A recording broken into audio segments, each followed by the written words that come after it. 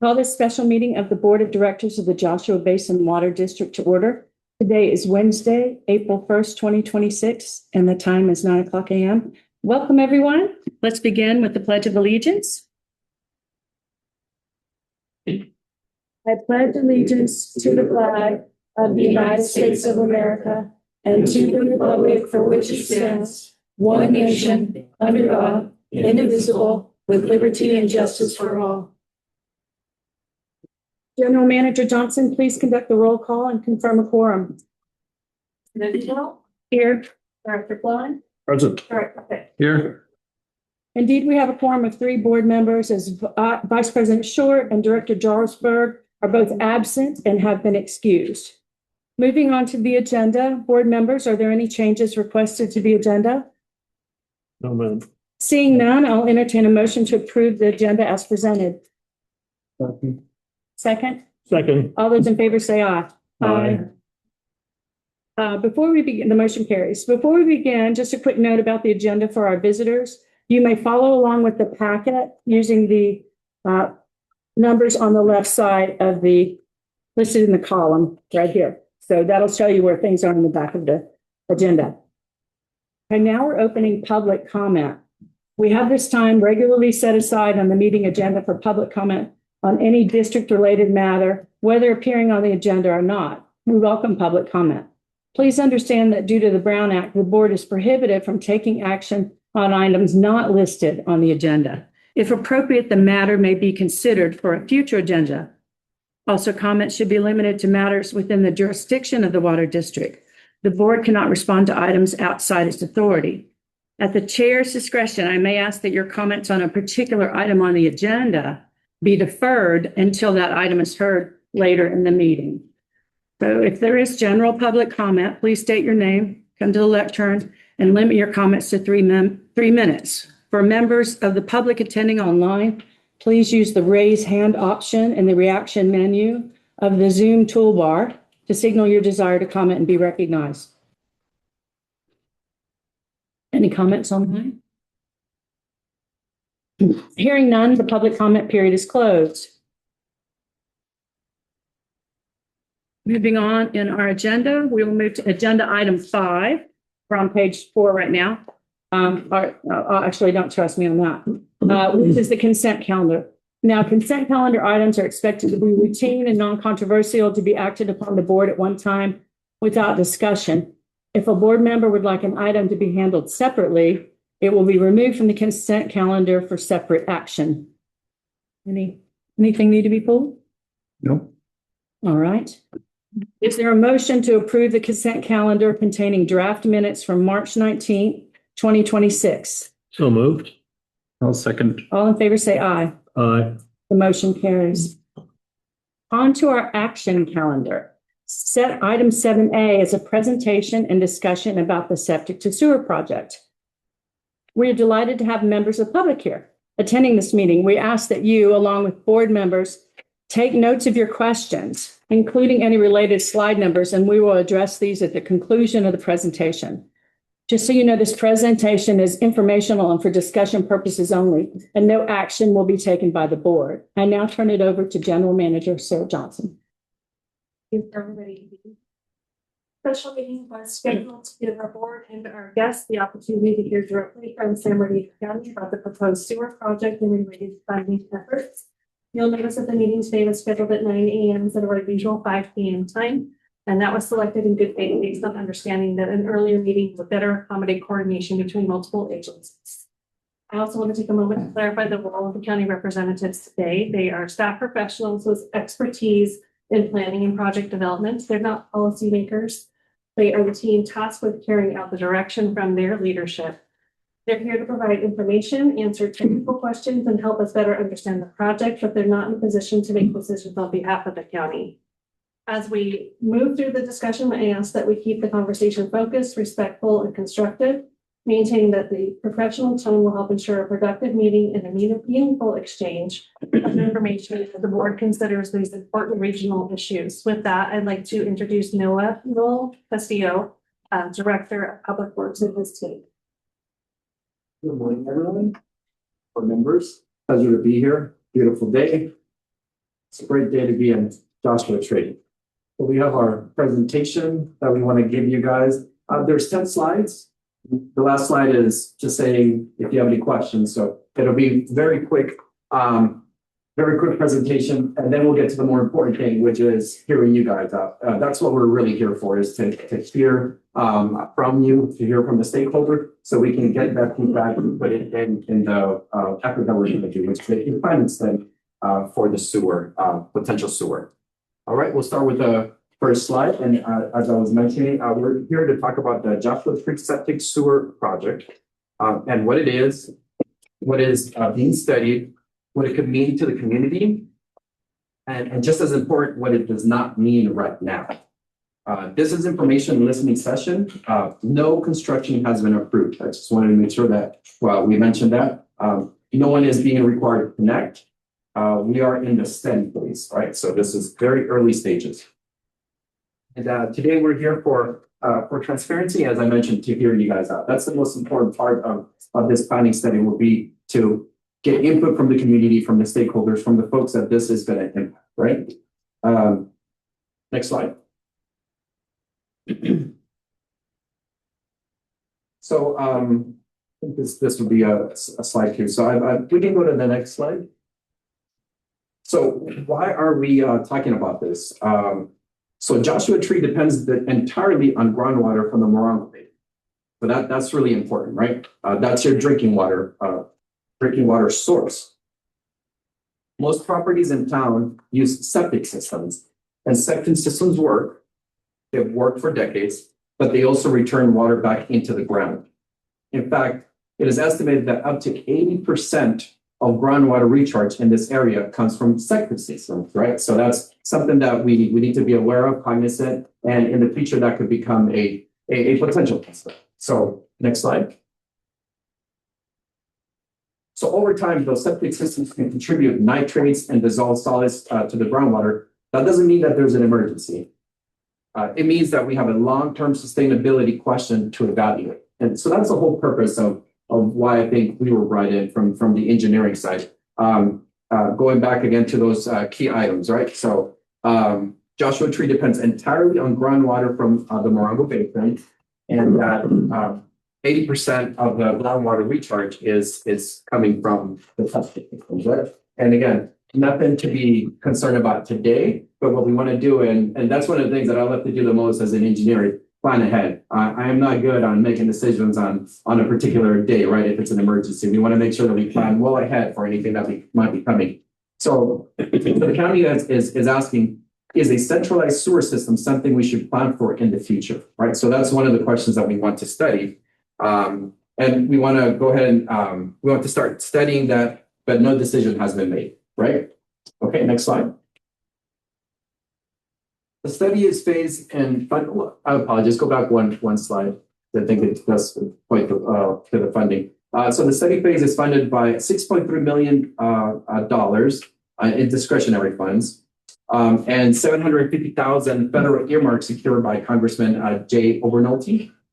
These funds cover planning, environmental review, potential land identification of where this would go, and the design, right? They do not fund construction. Unfortunately, or fortunately, depending on what side of the fence you would be on, once all the legwork is done of getting the community input, getting the stakeholder input, and we go through the design phase, which could take years, at that point, we would then have to identify funding for construction, which will be in the millions of dollars, right? So we don't have that money yet. I mean, if you look at based on 6.3 million just to do a study and design, it's going to be a lot more for construction. So again, we're not there yet. Next slide. Let's see. So I mentioned that that if the project were to move forward past what we're currently doing with this, which is a planning study, then future funding would have to be identified for the construction. All right. As I mentioned before, and I'm going along into we're in evaluation phase. So that includes, what does it actually include? It includes engineering feasibility studies, environmental analysis, cost estimates, exploring governance options of how this would come to be, community outreach, as I mentioned, that's one of the most important ones, and evaluating special district formation, right? So again, this is all thinking about and planning for if this were to happen in the future, right? And the engineering cost estimates will be important for us to really know, if this gets built someday, how much money are we really talking about, right? And again, it'd be in the millions and millions of dollars.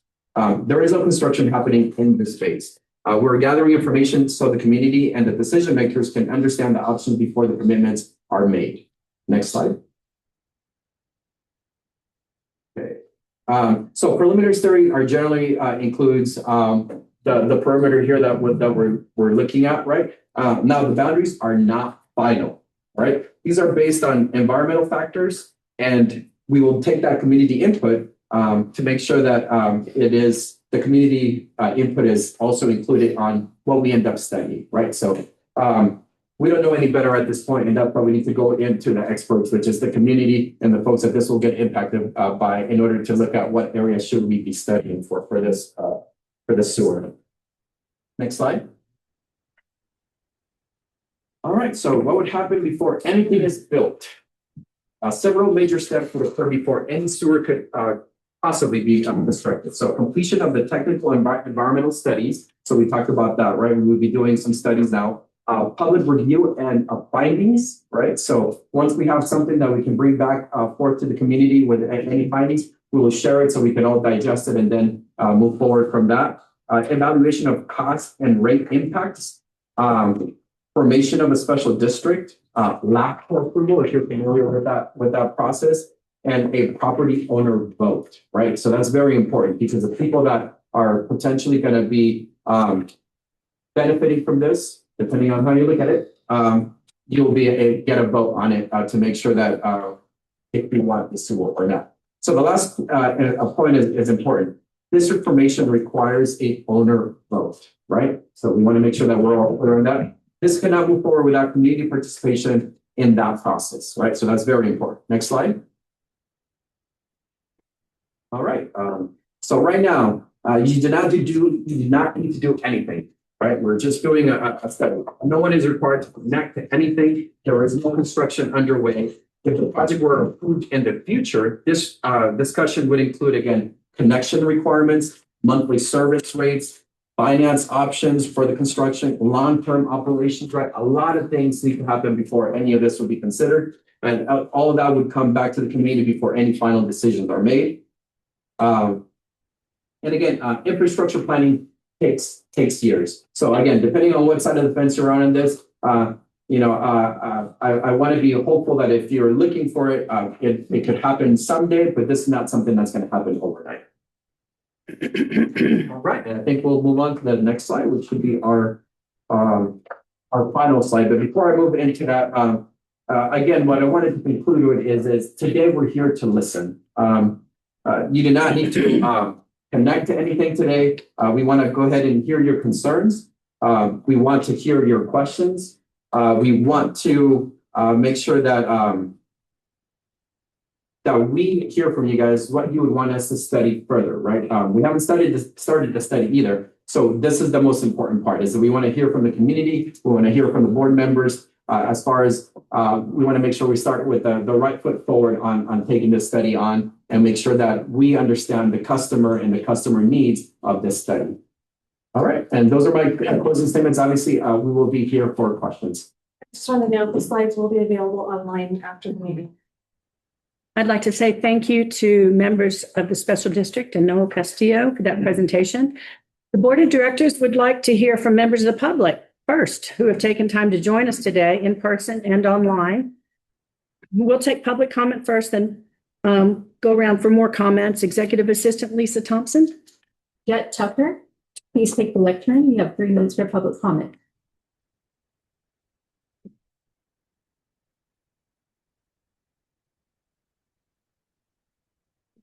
Yes. I had written down a few things that, first of all, I guess this is addressed to the county. As anyone who actually lives or currently runs a business in Joshua Tree inquired about having sewer put in by the county, and why is it suddenly so urgent? And I personally think if it's put in, it needs to be in the downtown area where we could add value to current businesses that benefit from the struggle of finally reaping some benefits. Not for the county to speculate on possible tax dollars at the expense of our precious water. Also, I don't know, I'm sure you have access to these things, but Joshua Tree has a declining population. It's declining at the rate of 0.73% a year. It's decreased 15% from the 2020 census. That's quite a bit. I was kind of surprised. We're not a growing community that suddenly needs sewer. Our average household income is $66,000 a year with a poverty rate of almost 25%. How are we going to pay for this? We're not a city. We can't add a city tax. Our biggest revenue raiser is the top, which all goes to the county coffers. Let's talk about losing 4 elementary schools. We're not a thriving area. 29 Palms has 28,000 people. They don't have a city. I don't think it's necessary. And one thing that you brought up, or as a note, was our water comes from our septic system. What about the recharge water that the basin is purchasing? That's quite a bit. And I guess those are my questions. Yeah, thank you. Seth Zaharias. Please take the lectern. You have 3 minutes for public comment.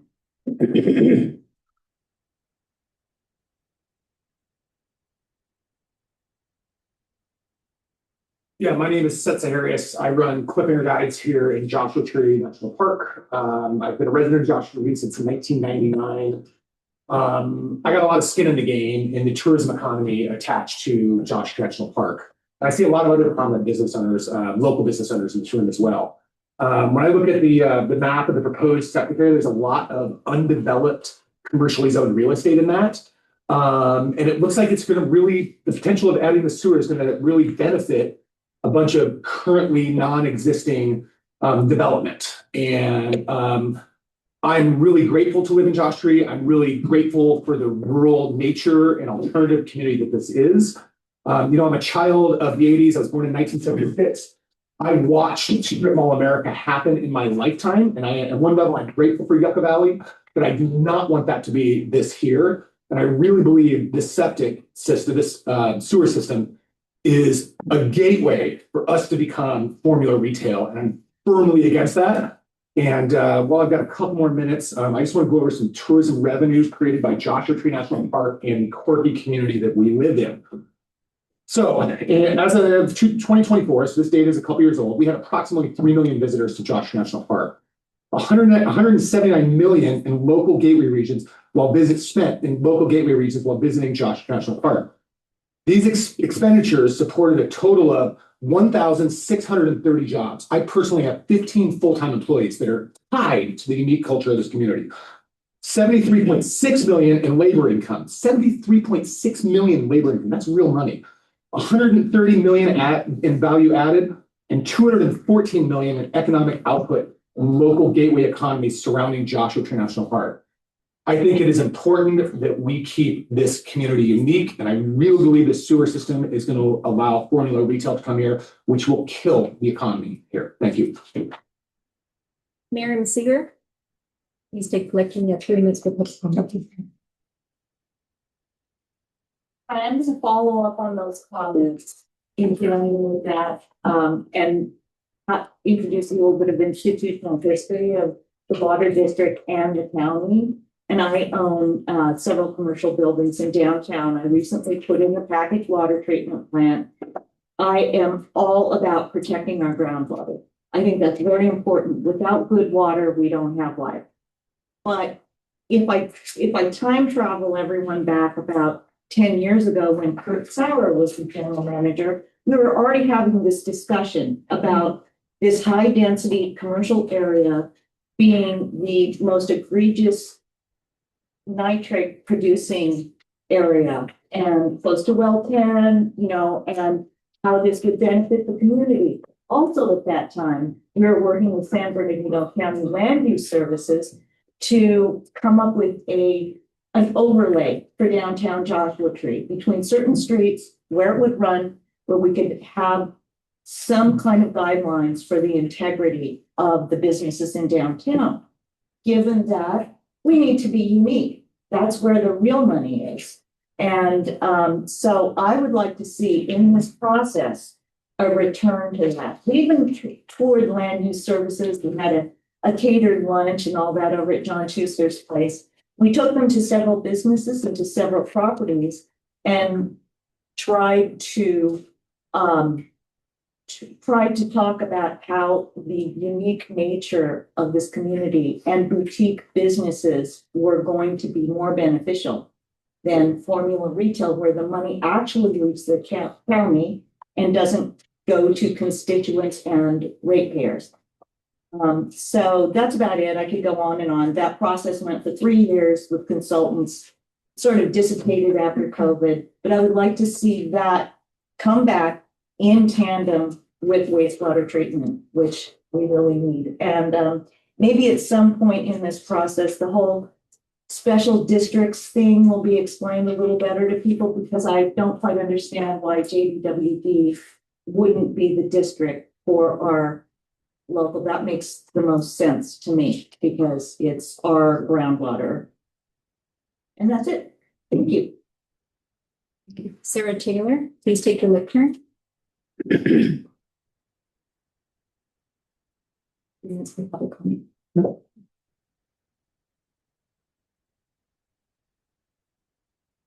Hey, hi everybody, I'm Sarah Taylor. I own Country Kitchen just a couple blocks over. I'm here today wearing 2 hats. One is as a local business owner who likes that, understands the need for keeping our small town and our community going as we have been. He employs 15 people, we've got 28 right now. It's very vital to our community. I have a keen interest as both a business owner as well as commercial property owner in downtown Joshua Tree about this entire topic, obviously, and how it affects me and my partner personally. But the second hat that I'm wearing is also as a member of the board of directors for our newly formed 501c6, the Joshua Tree Association of Business and Culture, the JTABC. We've been interacting with the business community within our zip code for the past 18 plus months. We've had meetings and mixers asking for public interest in a variety of issues affecting business in Joshua Tree, and having gathered comment cards from over 40 plus unique businesses in our zip code. We can say definitively none of them have expressed a desire to bring a sewer system in JT, nor have they said they have an interest in a sewer system going forward. So we are concerned that our business community, as it exists today, will bear an unfair burden of costs for a project they neither need, desire, nor requested. Rushing forward with a project of this size and scope without clearly defined needs and expectations is not healthy, in our opinion, for our existing business community, especially when you consider that the population is getting smaller of Joshua Tree. We have questions about what's driving all of this right now. So that is my comments on that topic. I do have questions as well, as Miriam did, about the like we need a new district formed. If I'm understanding that correctly, it doesn't make sense that we have a water district already. I'm hoping that we get some of that information answered as well. Dan O'Dowd, please take the lectern. You have 3 minutes for public comment.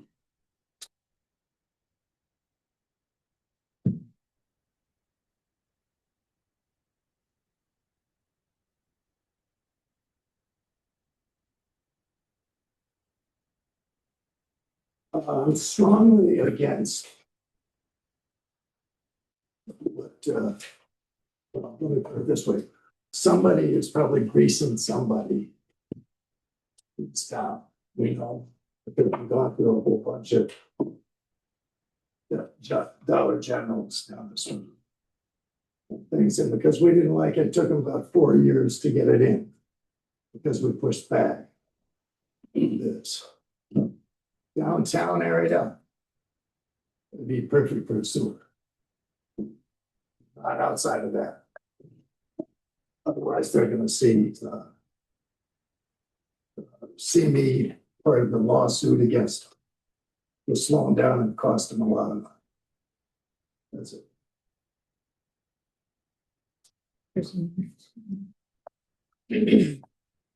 No more public comment? Yeah, go ahead and turn it in. Take it, turn.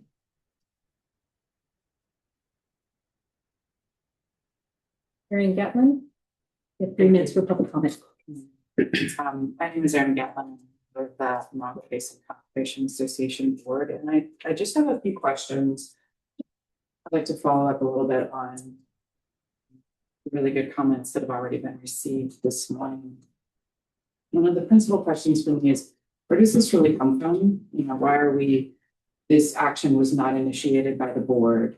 So what strikes the need? And I heard the presentation a little bit late, but I heard it, and I have some background in water planning, and I'm not seeing where the need is for this particular project. And so I'm hoping that actually is a significant focus. Also doesn't talk about, you know, when you start some of these processes, it's really hard to, once the train gets started, to stop the train, even if it's not a good idea. And I think that that's something we should really keep in mind. I'm really concerned that this plan, this discussion, this study is leaping ahead. The planning and infrastructure is actually leaping ahead of information that would indicate that this project is an important thing for the city to embark on. And does it fit Joshua? I'd call it the city. I know it's not. Does this fit Joshua Tree's plan? And there's been some discussion that within specifically the downtown area, it makes sense, but why is it beyond that? Why is it beyond into areas which are currently undeveloped but slated for commercial? Thinking ahead is one thing, but using infrastructure to, I think we've reversed the order of operations, which I think could be a problem in the long run. And I'm not clear that water quality indicates at this point that this is really particularly necessary. I'm all in favor of getting that ahead of issues, but under the circumstances, given that the population itself is actually declining, is this something that's necessary to spend money? Thank you.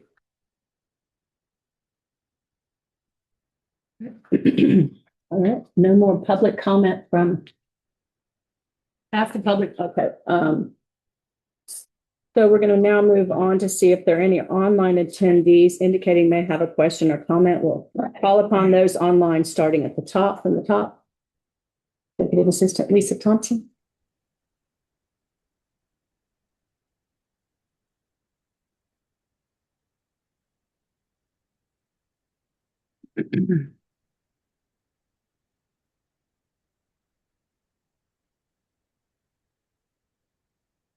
Peter.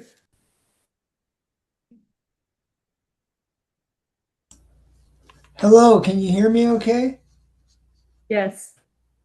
My name is Peter Spur, and I'm a resident of Joshua Tree and a ratepayer of the Joshua Basin Water District. I'm here to express serious concerns about the county's proposed sewer system and the process by which it is being advanced. First and foremost, the Joshua Basin Water District, our local authority, has been conspicuously absent from the county phase planning. I think I speak for many when I say that JBWD should be included as a primary stakeholder in any further planning. To proceed without meaningful coordination with our local water board is not only disrespectful to the community's governance structure, it is poor public policy. The county should not be making decisions about our water and wastewater future without deferring to the expertise and the jurisdiction of the agency that knows the basin best. Additionally, this process has so far been marked by a troubling lack of transparency. Residents and ratepayers have not been given adequate information to evaluate what's being proposed, at what cost, and to whose benefit. I urge the board to require the county to include JBWD in all phase 1 planning steps and produce underlying scientific justification for this project, and to commit to a fully transparent public process before any further action is taken. Thank you.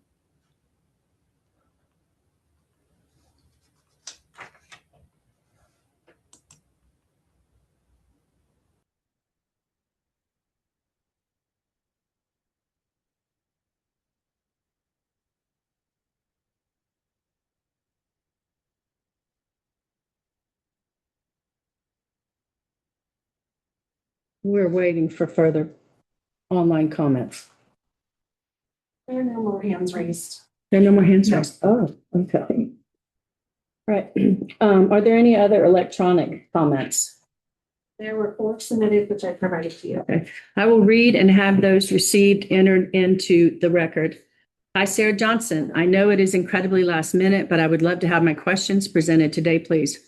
Will sewer cost, infrastructure investment, M&O, et cetera, impact water rates, or will these be different colors of monies regarding constituents rates? Are development projections based on the previous census?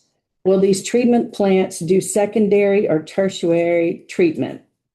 Will the proposed sludge be stored on site locally or sent elsewhere? Will treated water be sent to existing charging basins, or will new infiltration infrastructure be required to allow for potable use after 2 months of infiltration? Will these improvement costs be a burden on the water rates in JBWD? Does the feasibility study assess the possibility of incorporating a water treatment plant for reclaimed water, and specifically the quantity of anchor tenants required for it to pencil out?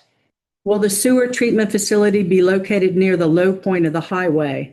How will smells be mitigated in residential and downtown areas? Has a cost analysis been presented to JBWD to compare the cost of importing water to dilute contaminants versus cost of sewage treatment, and specifically the ROI of choosing specific treatment? Can an investment in increased groundwater recharge be a viable option for diluting contaminants that would be more affordable and quicker ROI versus a new sewer treatment plant? Thank you so much, Cody Briggs, PE 74243. Next letter. Hello, we are sending this email in advance of the Wednesday, April 1st, 9 a.m. meeting about the sewer. We are unable to attend and would like to address this. We are JT residents and Water District customers. As a local for over 20 years, a father, a husband, and a veteran, I'm very opposed to this idea of the county sizing up the area for chain facilities and cookie cutter townhouses under the guise of new sewer systems. As a unique small community, we have many needs right now, like traffic control, litter removal, homeless and drug outreach programs, and affordable housing that are not being addressed by the county. Please count our family's voice against the installation of sewer systems. Thanks for your time, Travis Klein. Next letter. Hello, Ms. Johnson. Unfortunately, I have to work while the meeting tomorrow is going to be held. I do, however, want to state my viewpoint on this matter that I feel strongly about. Interested parties that want to bring a complex sewer network to Joshua Tree, and this is in all caps, do not even live here. They want to change our community and put a strain on those of us eking out our strapped existence. The project will significantly damage sensitive environments. How many Joshua trees are removed without anyone noticing? By uplifting soil that takes 200 years to produce 1 inch. That's from a USGS fact sheet. I am particularly concerned with Lovemore Ranch off of Altaloma because I live near there. When I heard about the tract home subdivision, my first thought was, with that density, what are they going to do with the sewage? Now I see the answer is that they want to change our environment physically and culturally. And this is all caps as well. And have other people pay for their project. This is true of other corporations, large and small. They do not live here. They do not share the love for the desert. Their goals are to make money and ultimately nothing else. Making money, the motivation of it all. Destroy our way for someone else to make money. No concern for the wake that follows their wave. We are just peons to them. They see us as ignorant fools that can be manipulated to their will for their own profits. Please, I implore you to seriously consider the consequences once the floodgates of allowing outside corporations to dictate what happens to our home. Thank you, Francine Kaplan. And our final letter, submitted electronically. Good morning. As I am unable to attend today's meeting, I would like to address my concerns as a Joshua Tree resident of 21 years and a mother of a 10-year-old. Before this community is asked to take on the cost, risk, and long-term consequences of a sewer system, the county should be required to answer some questions that are based off of updated studies. Is there a demonstrated current environmental or public health concern that justifies building a sewer system at this time? To my knowledge, there is no evidence that this project is needed and requires action now. Airbnbs are selling off. There are talks of public elementary schools closing and no new data to support that a sewer system is needed. I want to raise my family here. Water is life. The county needs to provide updated scientific-driven data to this community before continuing. Thank you for your time. Shay Klein. So before we go to board discussion, I would like to ask Noah Castillo if he would like to respond to anyone's comments from the public or online. Yes. Thank you once again. And thank you all for the folks that came up here and provided some input. I know that, like myself, a lot of folks aren't fond of public speaking, right? We get a little nervous. So I appreciate everyone that took the time to come out today. Some folks took away from work to come and speak today and to hear, make sure that we hear your concerns, right? In general, so in this spirit of respecting everyone's time, I may not get to all the questions. And honestly, I don't have all the answers to all the questions now. And one of the things that we want to do is take on this study to answer some of those questions, right? Some of those concerns. So I did want to at least kind of respond to a couple of the things. And once again, I wanted to say thank you to the folks that brought up some of those concerns. One thing that I think I've heard is that on the surface, it might sound like we have some conflicting interest, even within the folks that were speaking, right? Some are thinking maybe it's a good thing in the downtown area, whatever it is. So more reason for us to continue to get together and make sure we discuss this to make sure that we all understand everyone's points of views, the pros and cons, unintended consequences that might come from this, right? And so is why we want to take on this study, right? I can't wait to hear more from everybody and some of these concerns. Some of the stuff that was brought up, I can't wait to flesh it out to really understand what this potential impacts would be.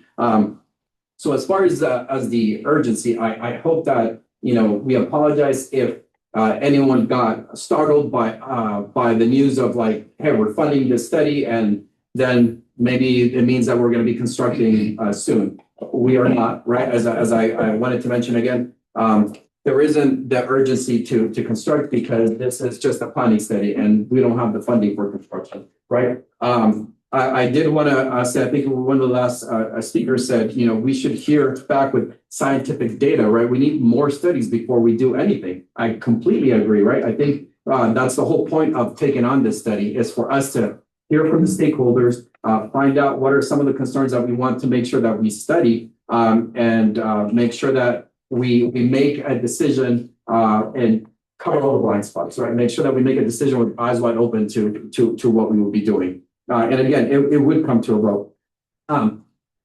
Special districts, that division within the Department of Public Works used to be its own department, but it's now a division within my department. But I do not claim to be an expert. But we do have folks that we can come back and do another presentation on what a district formation is. That being said, that is just one of the avenues that's available as a means to an end. If the folks decide that they would want a sewer, right, then that is one option, but there's other options available as well. So again, we want to study all those different vehicles that could be a means to an end if the voters decide that we would want a sewer, right?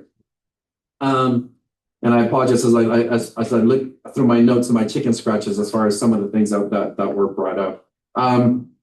As far as also the why, right? Why are we studying this? Why are we studying it now?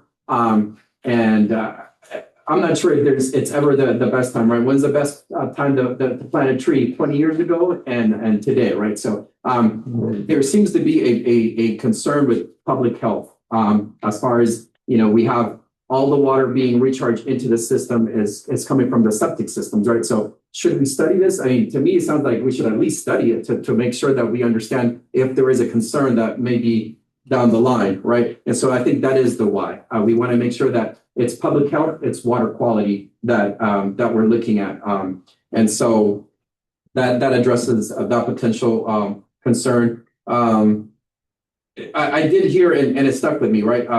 we might be getting railroaded into making a decision, and we absolutely do not want to do that, right? This is why we're doing this study. That's why we're going to have many community meetings to hear at the community to make sure we understand what is it that we want to do, what are the concerns. So I definitely would not want to be part of a process that is railroading anyone into the city. The Department of Public Works is here. I always tell folks, engineers were brought in to use math and science to solve problems, right? And so we're going to look at the study to see if there is a problem. And then if the voters decide that they want to form a sewer, we will use math and science to solve that problem, if there is a problem, right? This is all planning level for us. Our job here is to be the technical guidance to what the community decides to do, right? And so we are here to serve you guys, right? We're going to listen as we did today. It's a listening activity, and the community meetings that we're going to be having is going to be a listening exercise because you are our customers. We want to hear your needs, and we want to find a way to meet your needs, whatever that outcome would be. Thank you. No, I just want to clarify. I didn't hear anybody in this room would digitally support the system. I apologize if I misheard that. I thought someone mentioned something about it would be a good idea in downtown. So I Put apologize. on the record that nobody supported that. And there's a lot of prominent Joshua Tree people here. And that'll go on the record. I apologize if I misheard someone say that. I thought there was a person that said that it might be a good idea in downtown. You did not do it. Are you taking that over comments? Sure, we can take another public comment. Okay, well, so I see, what I'm seeing here is like a disconnect. People are gonna say they're against it because it's disruption and the cost. I think some kind of educational thing needs to be provided about the effect of nitrates on groundwater, because we are poisoning the water in the ground.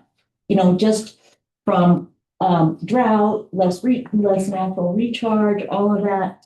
So I think if people understood, they could make an informed decision about whether this is a good thing or a bad thing, and be more motivated to be publicly engaged in terms of evaluating that and going to the county and talking about a no formula retail plan and working in tandem, because personally, I think wastewater treatment is inevitable.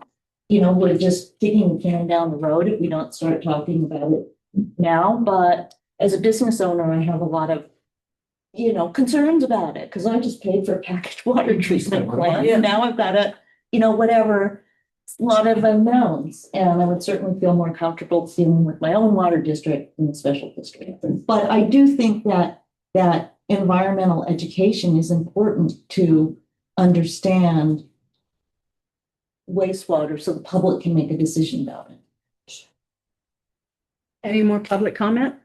I guess I'll just say one more thing to Miriam. To my understanding, I could be incorrect on this, but to my understanding from those that spoke that are fairly involved in this process, we don't currently have a nitrate issue in our water. And we may down the road, but currently that's not a problem. I don't disagree with you all the time. They're going up. The rates, as I understand it, the levels are going up. Mm-hmm. And when you look at the time frame for treating the water, we want to make sure that there's not a big disconnect in those two things. I mean, but we don't know that because we don't have the information. Yeah, agreed. So agreed. Yeah. Yes, hi, you have a public comment? I just have a quick question. How is the boundary line decided on? Yeah. That's for the county. For the study, the boundary line for the county, how was that boundary line decided? Hasn't been decided. It was a starting point for us to start the discussion. And I'm hoping that a lot of the stuff that we're presenting today isn't startling anyone, because again, it's not final by any means. That blue line is flexible. I would say in my ignorance, if I can have a better word, because we haven't talked to the community, right? Our first step was that we were told that we need to do this, the study, right? The board voted on the study because we have potential nitrate concern and public health and water quality, right? So we want to take a look at it, but that's why that could completely change. It's not set. It's going to be modified as we hear from the community. So it's iterative process, right? I wanted to at least put something on the map, literally, and then go from there. All right, just based upon the questions in this room, I'm going to actually call upon our interim director of operations, Ray Kolish, to talk a little bit about nitrates. Now, this is not that educational session, okay? We have a lot to talk through and get through in this agenda, and the board still hasn't even asked its questions. So he's just going to speak for just a few seconds about this. Well, thank you, President Dugal. Thank you, members of the community. Yeah, nitrates are always an issue. You know, you mentioned, it's a question of proactive versus reactive. Will they eventually get down to the groundwater? I think that's why it's important to do more studies and collaborate, with the county to do more studies. The nitrate levels in the district are stable. We have one well that there is an increase, but that could be because it's in very close proximity to an existing septic system. So again, it's just important. When you're talking, sewer system, you're really talking the protection of the groundwater.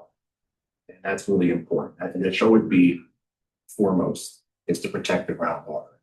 So, when it comes to the discussion of nitrates, yeah, the nitrates are stable now.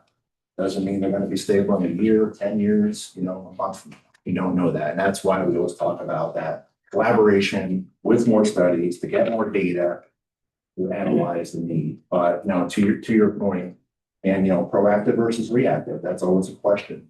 Economies of scale with cost.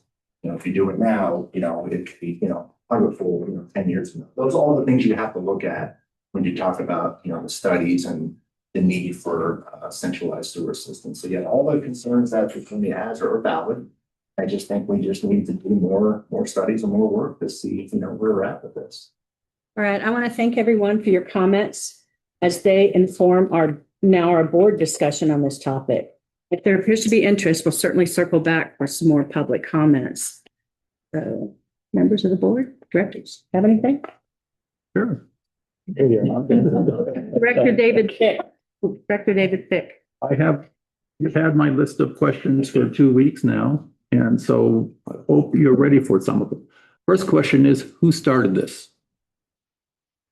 Yeah, come on up. Yeah, come on up. Yeah. One by one. So I will say, I will apologize because my job is the board voted on it, right? So my job is to take on the study and do the studies so we can collaborate together. So. And you mean the Board of Supervisors? Supervisors. Yes. For the county voted on this, correct. It was a consent calendar situation on mid-December, and there were letters of support for this going to Congressman Obernolte April 10th and April 11th. April 10th was Don Rao, Supervisor Don Rao. April 11th was Senator Ball. 2025. Yes. So comes the question, what happened before that? Apologies. I'm not privy to anything that may have happened before. My department takes on the role. If someone tells me I have a problem, I need to build a bridge, we build a bridge. We use math and science to solve problems for the community. So that was brought to us, and I apologize. I don't. So you don't have history before that? I do not. Sorry. Okay. Several questions. One, how long you've been with the county? I've been here with the county since May of 2021.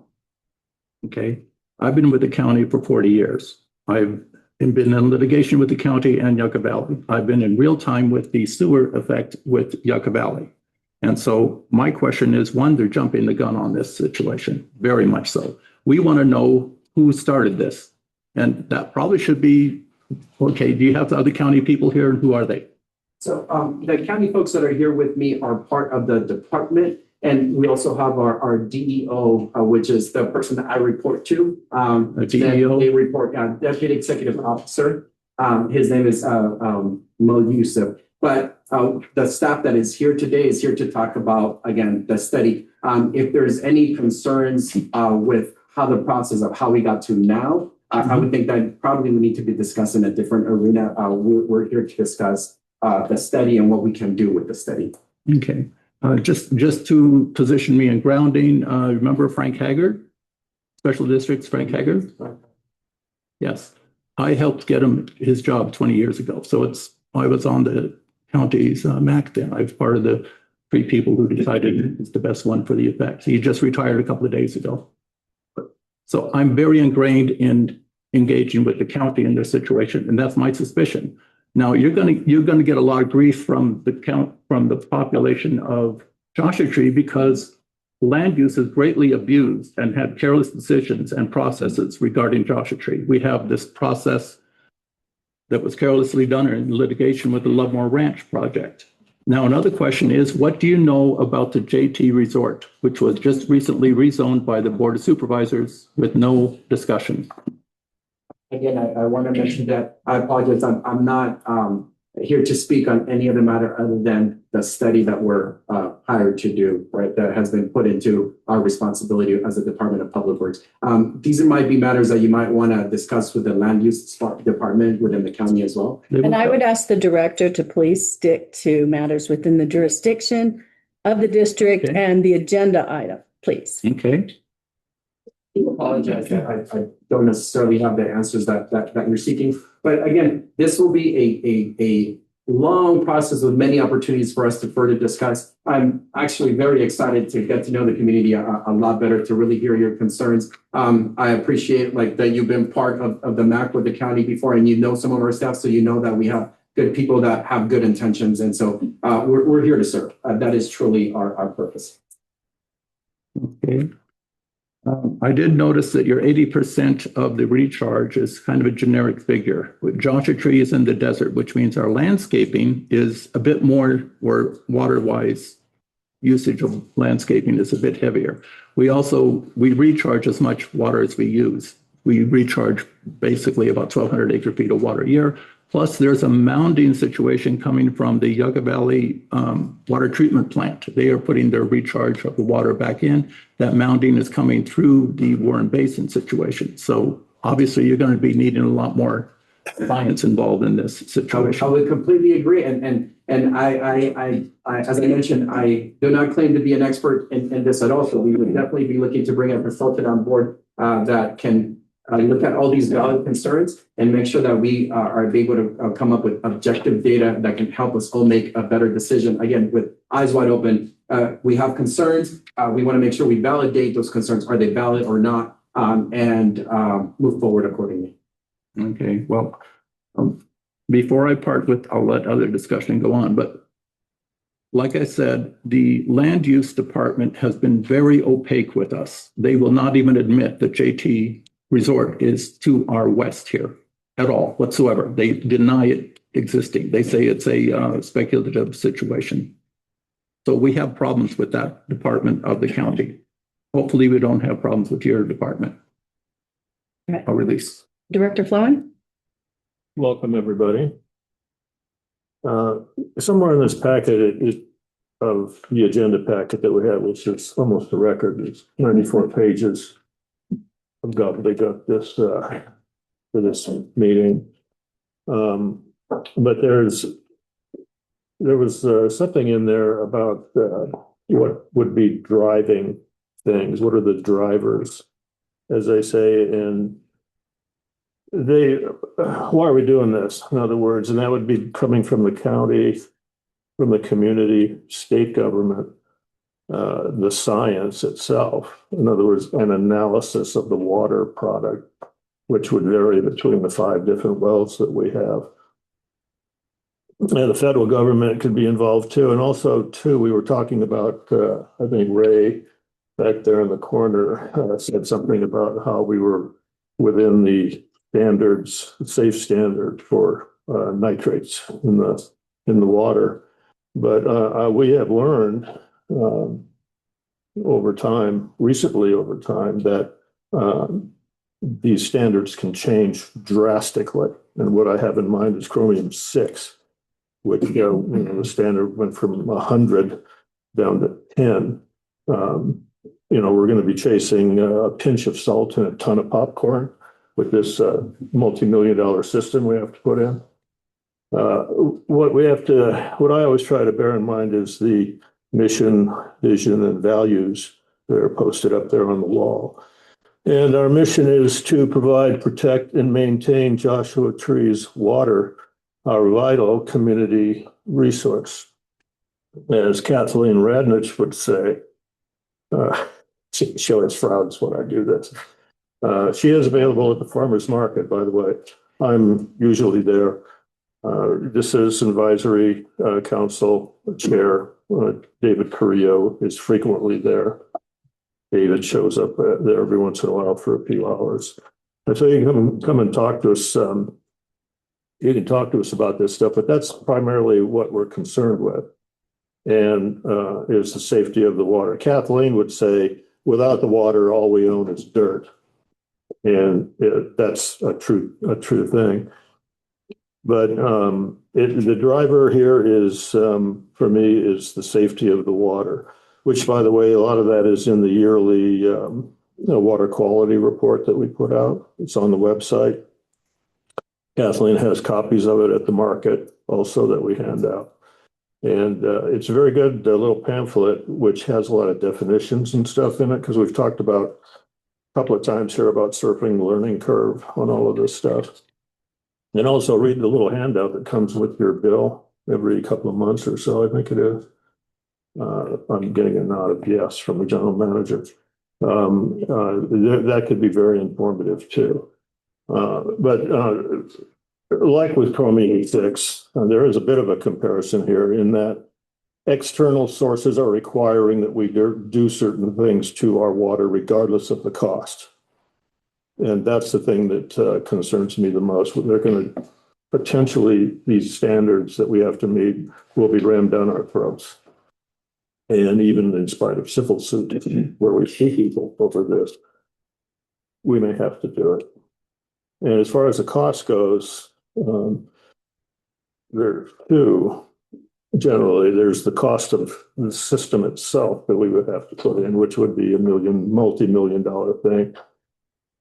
But there's, and this addresses boundary issues that Jeff mentioned. There's the connection fee too, and that has to be paid. And that's paid by the person who owns the property. At least that's the way they're doing it over there in Yucca.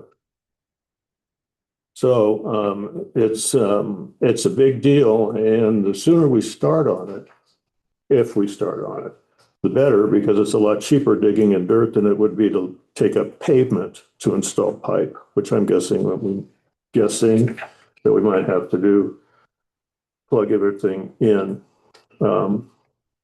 depending on where the facility is and how we get our effluents to the facility. So it's, I will probably be out of the sewer district. I'm 2 miles this way to the north. So it's not something that affects me directly, but I'm very sensitive about the community as a director. And I'm also very sensitive about their ability to survive another cost.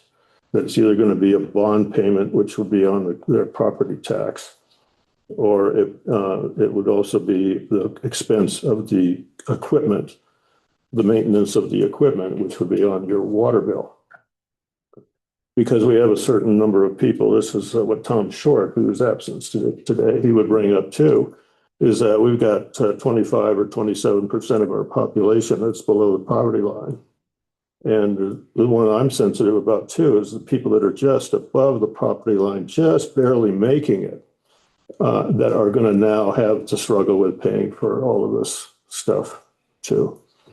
And things take longer than you think they will, and they cost more than you think they will. That's my general rule about all this kind of stuff. So I think I've talked enough. Thank you. Thank you. I could go. I would like my full remarks entered into the public record. If you would please pass that thing, please. Go ahead. You.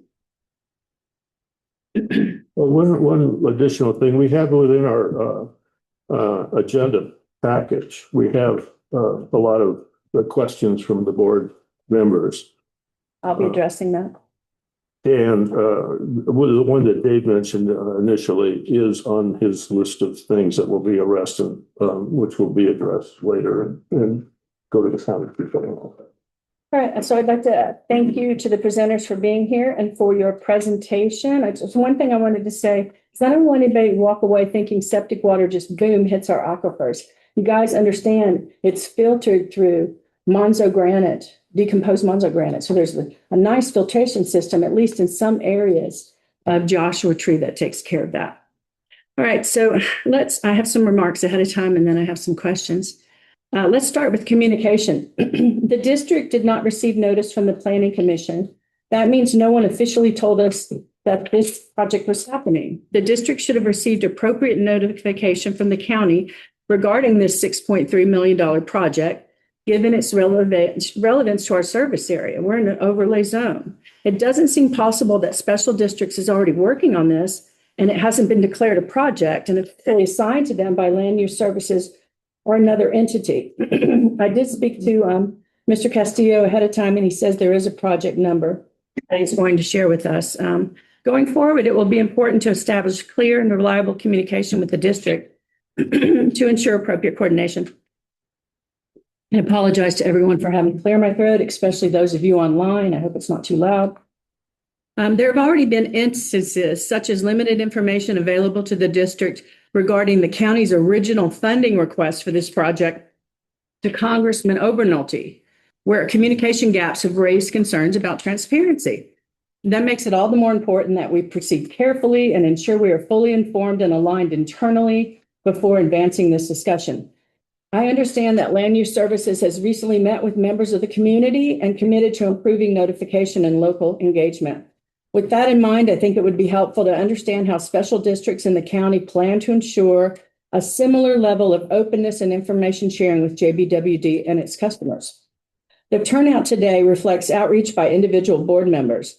The agenda referenced incorporation of feedback from the JBWD board and community stakeholders. That level of engagement with the community deserves a process that is equally intentional, transparent, and inclusive. And I want to say that I want to make sure, and I did speak to Mr. Castillo about this, that the information that's taken in by these consultants is then shared fully with the community, that it's not filtered and reduced into bullet points, and some of the bullet points fall aside and we don't get a full picture of what the community is saying. And he assured me that he's going to try to make sure that happens. More broadly, and some other people have said this in this room, I want to address the pace at which this project is being advanced, especially given that it's being framed as an environmental initiative. When the county asked for money from Congressman Obernolte, they stressed the environmental issue. At this point, the need for advancing this project has not been clearly demonstrated. The county does not need to spend taxpayer money on this. Environmental data referenced dates to 2005 and 2015. That's likely what they're referring to in their initial study, which we never saw. We haven't seen. So in the intervening years, I want you to understand this because we didn't talk about it. The district has implemented groundwater recharge efforts at stabilizing aquifer levels or even making them come up and addressing subsidence. While not undertaken specifically for nitrate mitigation, such recharge may have a secondary effect of diluting existing nitrate concentrations. I just confirmed that before this meeting. I would welcome any technical data that supports the need to initiate this county-only effort, particularly in the absence of a defined role for the district. At this time, I do not see a clearly demonstrated basis for this project. Planning decisions should be grounded in current data and actual conditions, not forward assumptions, particularly including development and population growth. This should be our priority. If there is technical data supporting the need to move forward immediately, it should be shared clearly and promptly. Otherwise, the district should be given the opportunity to evaluate how best to serve its community, including whether and how sewer service fits into that strategy. And I'm speaking of a wastewater strategy. I encourage community members to stay engaged and to ask our community leadership to ensure this project is not fast-tracked without a clear data-supported basis. You know, I'm also going to ask you guys, community members, to demand a comprehensive study considering many factors, including growth, tourism, development, and more. I, as an elected representative, will welcome talking more about this with you. Now, how about this? What has been the experience of other communities who have special sewer or sanitation districts in our county? In my own research, I met with community leaders in Crestline. Residents there ultimately pursued a ballot measure to return control of sanitation and sewer services. They took it back. That effort received overwhelming voter support, 89 to 90%. Public reporting and community accounts at the time raised concerns related to system maintenance, rate increases, and the level of local engagement by the county and special districts. There were also questions raised by stakeholders regarding how resources and staffing were allocated across districts. That means their money, they were paying for this, but yet their money was going out to other special districts. Those citizens were not happy. I don't have proof of this. This is just what they told me. I share this not to draw direct comparisons, but to highlight the importance of transparency, accountability, and local involvement when considering long-term infrastructure decisions of this scale. To remind you residents that a proactive stance is required here. Finally, this project has the potential to significantly impact our people, many of whom are economically disadvantaged. The possibility of distant oversight, we're going to have to go somewhere to talk to somebody about any issues with this, and substantial connection costs, such as the $10,000 to $20,000 range reported in neighboring communities like Yucca Valley, raises important concerns that may not yet be fully understood by the public. Let's not allow this county project to ruin the internationally recognized treasure that is Joshua Tree. Now on to my specific questions. So I did want to say, we did submit questions ahead of time. We were asked to do that. Unfortunately, those questions have not been addressed by this presentation. So here we spent a lot of effort creating these questions and they weren't answered. I don't know when they're going to be answered, but I'm going to have to go over them now. And, anyway, so just immediately, after I saw some more information on the agenda, is the phase one outlined here solely the responsibility of the special districts division or our other county entities involved? Who are they and which tasks do they own? And I would just want to refer to, that would be, I guess, page 14. Yeah. Key elements and then following the meeting, anticipated next steps. Who owns these tasks and which tasks do you own? And do you know, are these all your tasks, special district tasks? Okay. Yeah, as we pointed out in the presentation, we've been tasked with the study and it showed all the components of the study. Okay, so all of this, well, because when you say continued coordination between county departments, that's just special districts and land use services, or is there coordination with other departments? Those are the departments we need to bring to bear, right? Any concerns that are raised by the community and by the stakeholders, we'll make sure that we bring them to bear. Okay, so I have a concern that JBWD's role is not reflected here except for the first bullet regarding incorporation of feedback. And then how are community stakeholders being defined and how are they expected to participate at this stage or future stages? So community stakeholders, anyone that this impacts, right? You live here, you're going to have a vote. You are visiting, right? Anybody, please provide input. Okay. So I have a feeling that you guys didn't just start this project by somebody picking up the phone, Joe perhaps, and Joe saying, hey, how you doing? I want you guys to do a study on this. So there has to have been original study assumptions. There has to have been something documented. And like, where did the service area boundaries occur?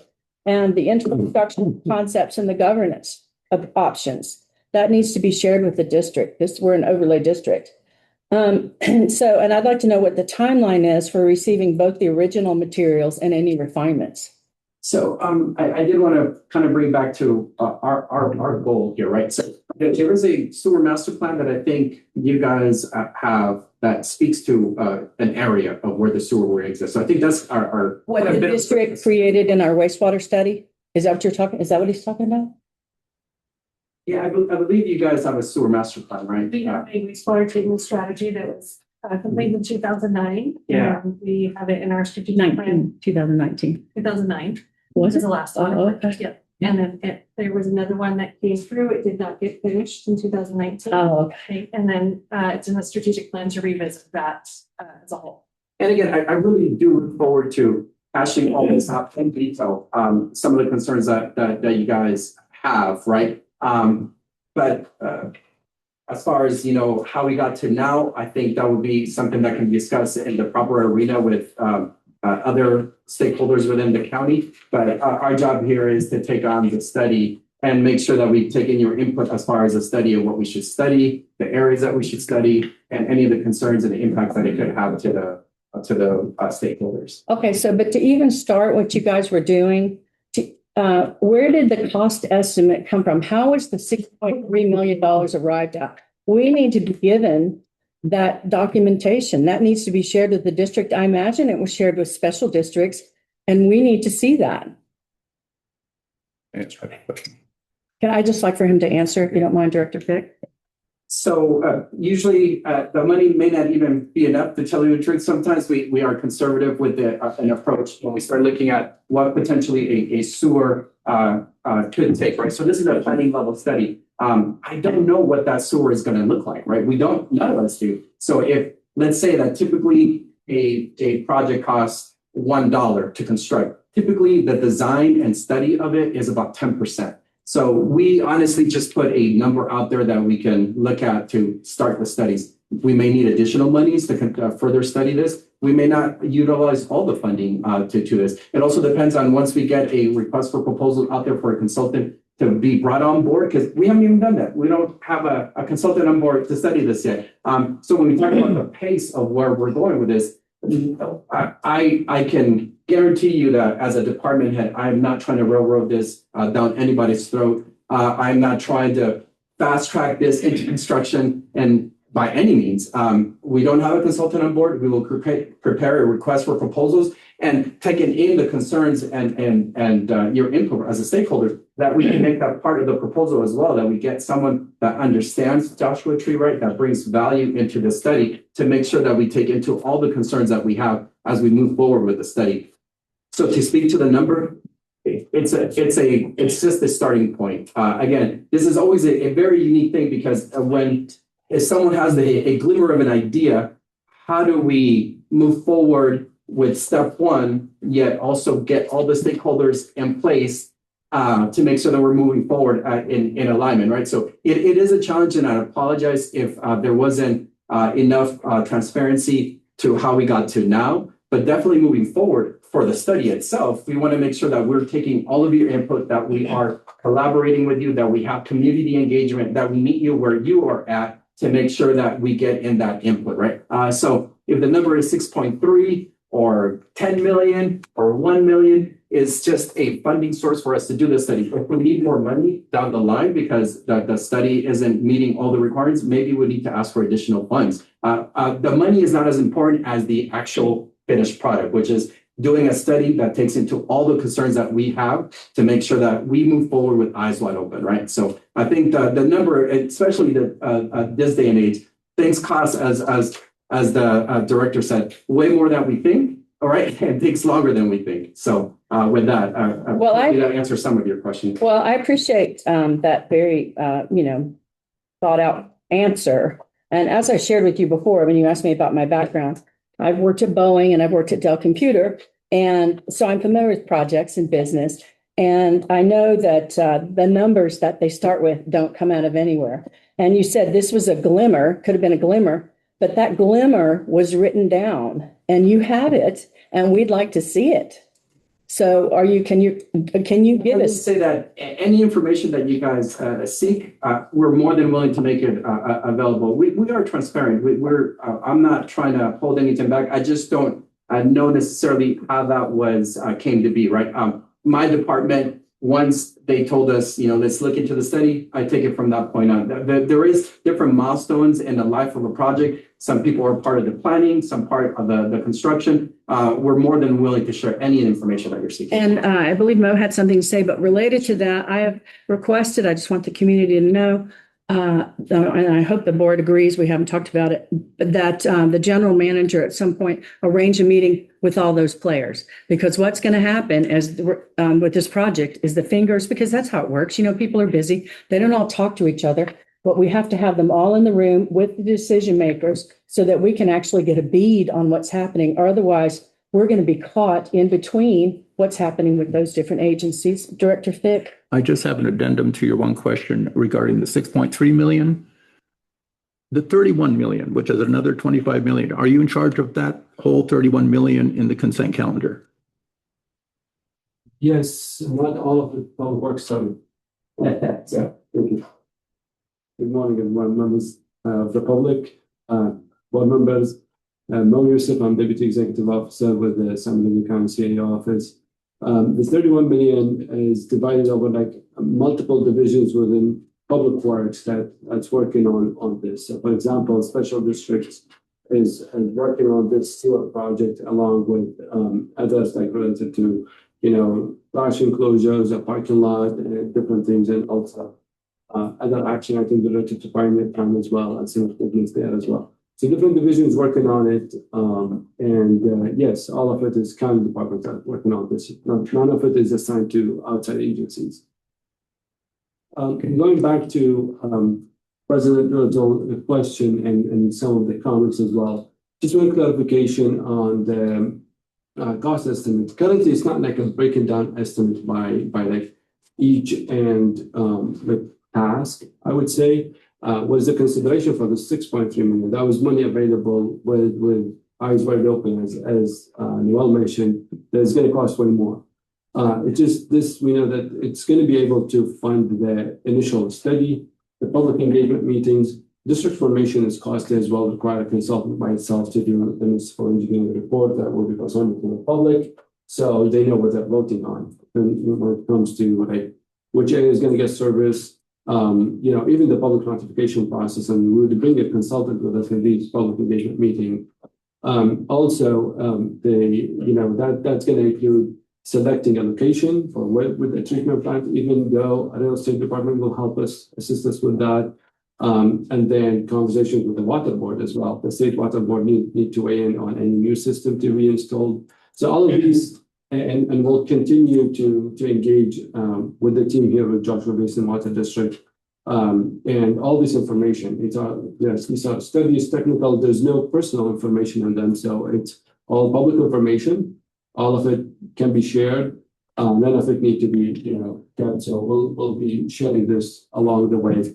Back to your comment about the planning commission. The reason the planning commission did not get involved or even send notification is it's not a land development project. So a project like this, just to provide a sewer service through public works, it does not need a planning commission. That's why you didn't get notified through that. The notification came through communication between staff to staff. And then you've seen the board item that's basically a public document. That's kind of why the planning was not involved. Andy was, for the most part, does not even get involved in this effort. All right, thank you, Mo. And I want to thank everybody from your team that is here today. And I know that before monies can be spent and before things get started, things are assigned a project number. And those things should be part of the public record, and we should be able to look these things up. Right now, when we look up septic to sewer and even using AI, septic to sewer, we're getting nothing comes up. So we don't know anything. And the numbers that you talk about, okay, so they're big blocks of numbers, but that glimmer where somebody says, we've got this chunk of money and we want this done, that needs to be shared with the board of directors and the district and the community. And I want to say, if we have to submit a public records request for that information, we will do so. I did want to speak to, as the president was mentioning, she asked, I don't have a project number. I don't know how to ask you about this project. You will have the best of both worlds with us. We are a big department, but we're family. If any of you guys call me and say, Noel, how's the Joshua Tree sewer project going? I'm going to know exactly what we're talking about. I know that when I call my local authority or Caltrans and I ask them like, hey, how's this project going? They're going to say like, I don't know what the heck you're talking about unless you can give me a project number. You will not need a project number when you call me up and ask about the project. I'm going to know exactly who you are, what your concerns are, and how we can assist you. So we will provide the project number, which is what we use to make sure that we're being good stewards of the money that's put in our behalf, right? So we track all the time that staff is charging to that project. So we're not charging time for other projects onto this project, right? So it's more of a housekeeping accountability project number internally to make sure we're fiscally responsible. When you call and you tell me you want to hear about this project, I will call you right back, pick up the phone. If you want us here and in another community meeting, we will be here because it is a wonderful drive to come here and come and visit this beautiful community. So I know that we're at a distance, but technology, as you can tell by using Teams meetings or Zoom or pick up a phone or whatever. We will be there for you guys and the community. Again, we will be here physically because any excuse for me to come out to Joshua Tree and enjoy the beautiful restaurants and the wonderful food or the community, I will be there for that. And if I can't make it in person, I will be there on a Teams meeting or on a phone call or whatever you guys need. So we are, unfortunately, the county is large, 20,000 square miles, but we will definitely be there for you whenever you guys need us. Thank you. So moving on page 15 of the agenda packet, for those of you, I guess if you have the whole thing, I don't know if you guys have the whole thing. We were asked to submit questions ahead of time, and you've heard reference to that. I spent a long time doing that. There's 3 pages of my questions. And I just want to say, I'm disappointed that these questions, or at least some of them, weren't answered. I understand now that you were at the beginning of this study, and so therefore some of these questions couldn't be answered. But I'm not sure why we were expected to do this level and submit it ahead of time, and then any of them weren't addressed, or even telling us the reason why you didn't address them is because it's too early in the study. And I apologize if there is questions that we haven't answered. I can definitely even take a stab if you guys have the time. I'm going to go through them. Yeah, absolutely. Let's go through them. And I will say that part of it is that we are in the initial stages. I may not have the best answer for you. And again, that just goes to give credence to the need for the study, right? Because I don't have necessarily the data behind it to necessarily give you a good answer. But I do appreciate what you're doing as the board for the community, which is doing this. As we mentioned, some of our team members play that role for me. We want to make sure that as we go through this process, that we're not missing anything, that we don't have any blind spots. I'm way too optimistic sometimes, right? And so we have a team that looks at the data objectively to make sure that we're making decisions with eyes wide open to any unintended consequences. So I appreciate the concerns that you're bringing forward, because you need to follow the community and make sure that we're meeting all these things. And again, start of the process. So if we don't answer all the questions fully today, we will assure you that we will come back to any community meeting. We will come back to any of these meetings to make sure that we address all of your concerns. We may not agree at the final answer, but we will make sure that we address every single one of your questions, and that we do it not just as lip service, or that some of the questions are going to fall on deaf ears. Any of the concerns that you have, I will be able to look you straight in the eyes and tell you that we are trying to meet your needs and answer all the questions that you may have. Director Sloan? So, we're using the study term quite a bit here. And I would imagine, I'm not that sophisticated about these things, that at the beginning of this study report, it's going to talk about what the problem is so that you could scale your project to the problem. So if this study, I've heard the term feasibility a lot in front of the word study.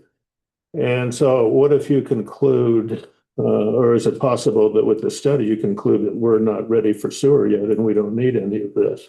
And the money for the study that's budgeted could be returned. Is that possible? That's definitely a possibility. Because the study would have to withstand the criticism of everybody as to its validity. Veracity might be a term for it too, I'm not sure.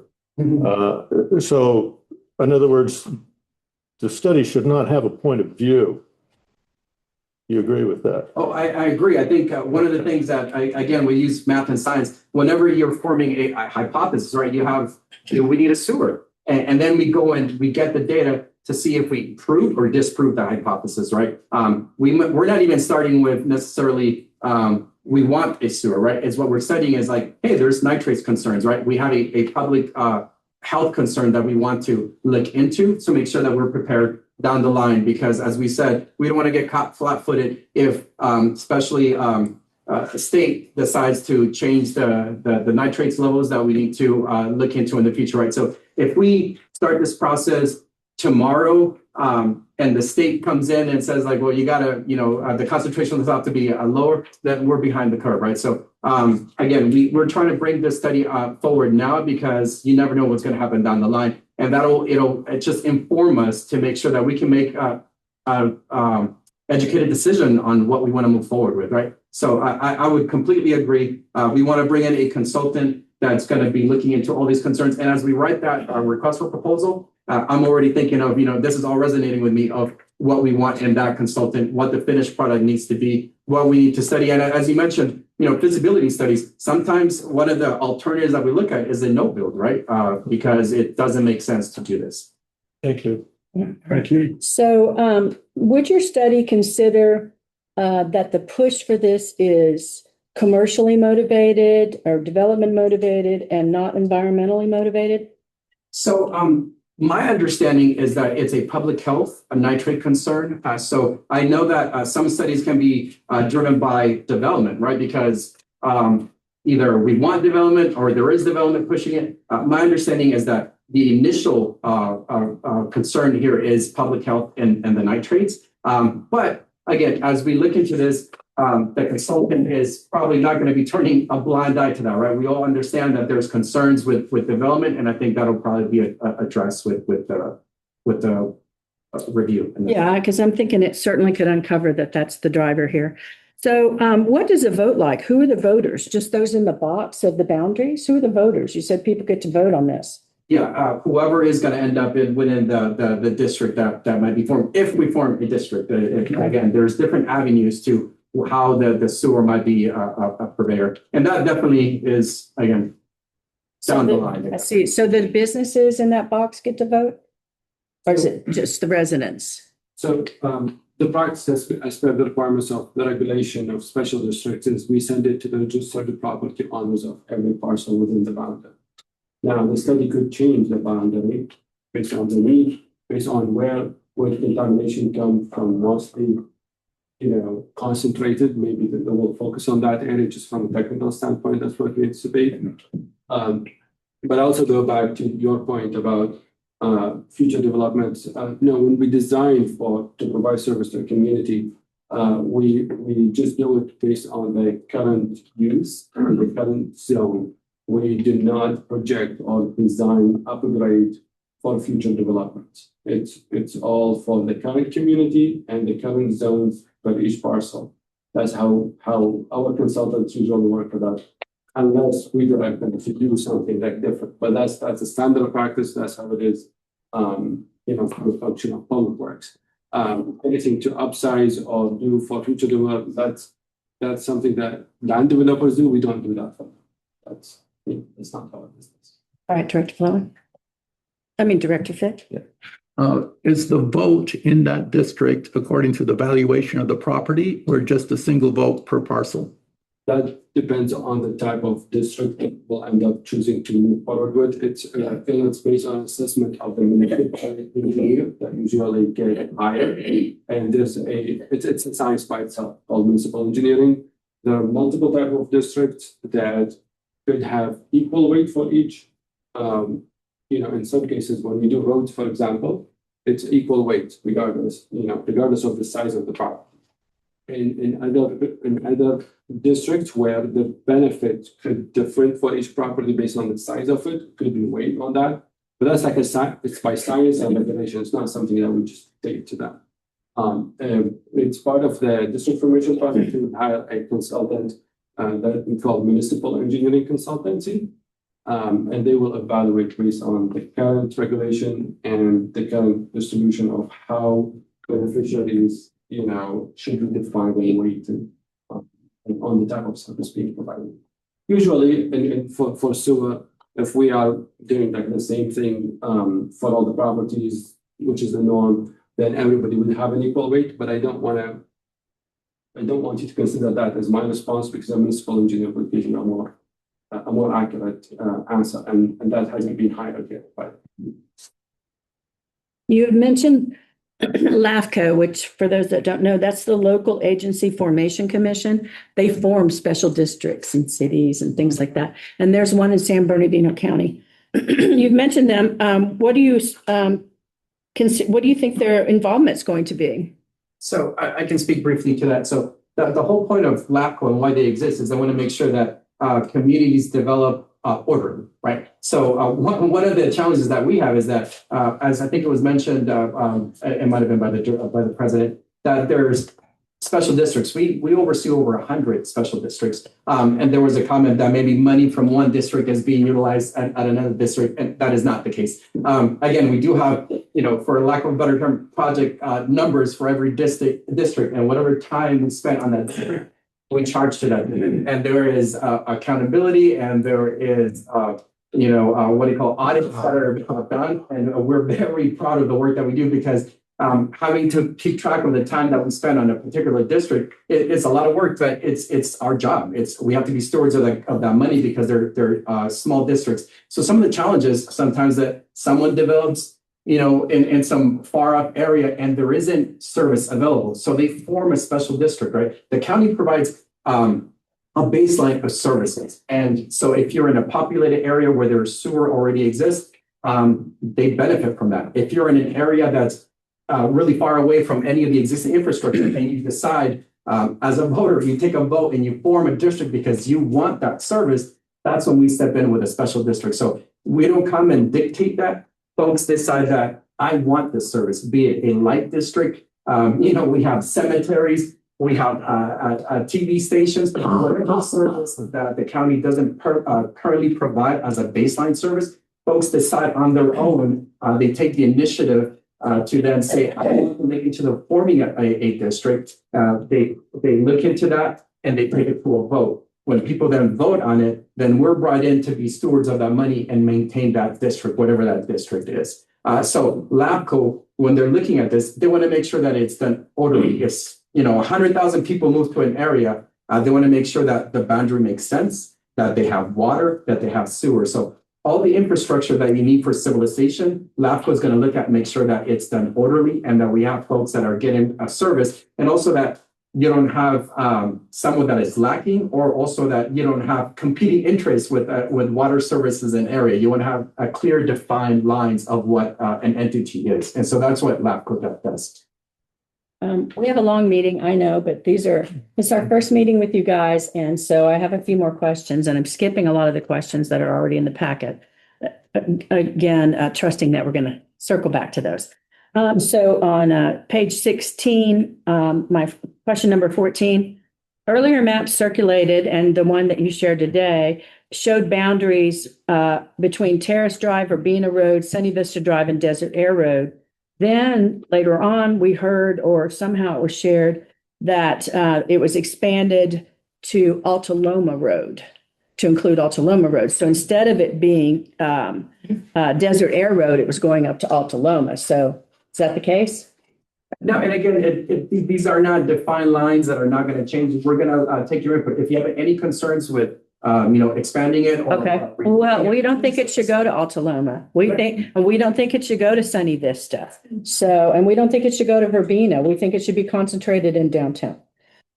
And just add, this is wonderful. This is exactly what we want to hear, right? We're going to have even more meetings to hear about the concerns and why people think it's a good idea and a bad idea. And then when we bring the consultant in, we will then be able to provide technical guidance as well to make sure that everything's in alignment. And maybe the technical data is going to show we're not in alignment, but again, we will be able to then make a decision moving forward with eyes wide open to this is what we want. The data may not say that that's what we should do, but that's okay. That's okay too. Absolutely. So, we're just confused. You know what I mean? So we get this and we don't have very much information. And I've said this before, in the absence of information, people construct narratives to make sense of their world. We're trying to make sense of this. And so we get this box and it goes all the way from downtown to Sunny Vista. There's all this land on the on the north side of Joshua Tree that's undeveloped, that this sewer would go under. And so given that the proposed study area, as of now, includes a large undeveloped area on the west side of Joshua Tree, will the infrastructure be designed to serve future development, and how will costs be allocated between current residents and future parcels? So I think Mo addressed that already, right? That we're going to be looking at the existing, right? Municipal engineering. What we're looking at too is the nitrate concern, right? And the public health. So to answer that question would be that we're looking at the existing and how it's zoned. Yeah. And then to get to some of those other questions, I'm really looking forward to bringing a consultant on board so we can look at rate structures, right? There's more than one way to skin the cat. And so that's where we would want the input from the community to see what is the most fair and equitable thing for this particular community, right? I don't know those details at that time, but that's why I think bringing a consultant on board and looking at someone that is an expert into rate structure and how we can meet the needs of this community is what we want to do and study. Well, so it's curious to me that that your answer says that we're looking at it in terms of public health, and yet running a sewer through an area where there's absolutely no development. So there's no septage hitting the aquifer right there. So it makes no sense that we would be running a sewer under an area that's not developed. And the experts, once we bring them on, will let us know what areas we should be studying and why. And I think, I believe some of your technical staff can probably also speak to as far as like, how do things travel underneath the soil, right? When the water is recharging, where the nitrates are coming from. I don't know myself, so I'm truly looking forward to bring someone on board These properties? Have you personally been to these properties that you're talking about, these northern open areas? Myself, I have not, so I'm looking forward to doing this. Yeah, maybe you guys could drive it before you leave the area today. So as a dense residential cluster of Joshua Tree, so when I participated in the USGS presentation on nitrates hitting our aquifers, they were raising no alarm bells, but this was 12 years ago. They said that the Friendly Hills area contributes a large amount of effluent, yet it's not included within these boundaries. And when I said that to our supervisor, Don Rouse, she was surprised by that. So maybe later you can tell us what are the reasons for that. Yeah, no, and I appreciate, again, all this input is valuable information. So I do continue to state that any folks that has any information, we've mentioned folks that have been here 40 years. We can't wait to hear from you so we can get this input to be part of the overall process, right? I myself am not very familiar with the details, right? But what I can tell you that here as the director of the department, what we're here to do is serve your community. So as we continue to hear these concerns and to hear what your values are, and when we visit your particular property, is to continue to make sure that we get it, right? That we understand why this is important to you, right? This is your homes, this is your livelihood, and we don't take that lightly. So we'll make sure to continue to be good stewards of this process. Okay, so you just referenced that if community surveys or polling are conducted and this information that you're pulling from the community, will the results and underlying data be publicly available? So I don't want it filtered through a consultant, some faceless bureaucratic consultant that doesn't have to answer for a weak document.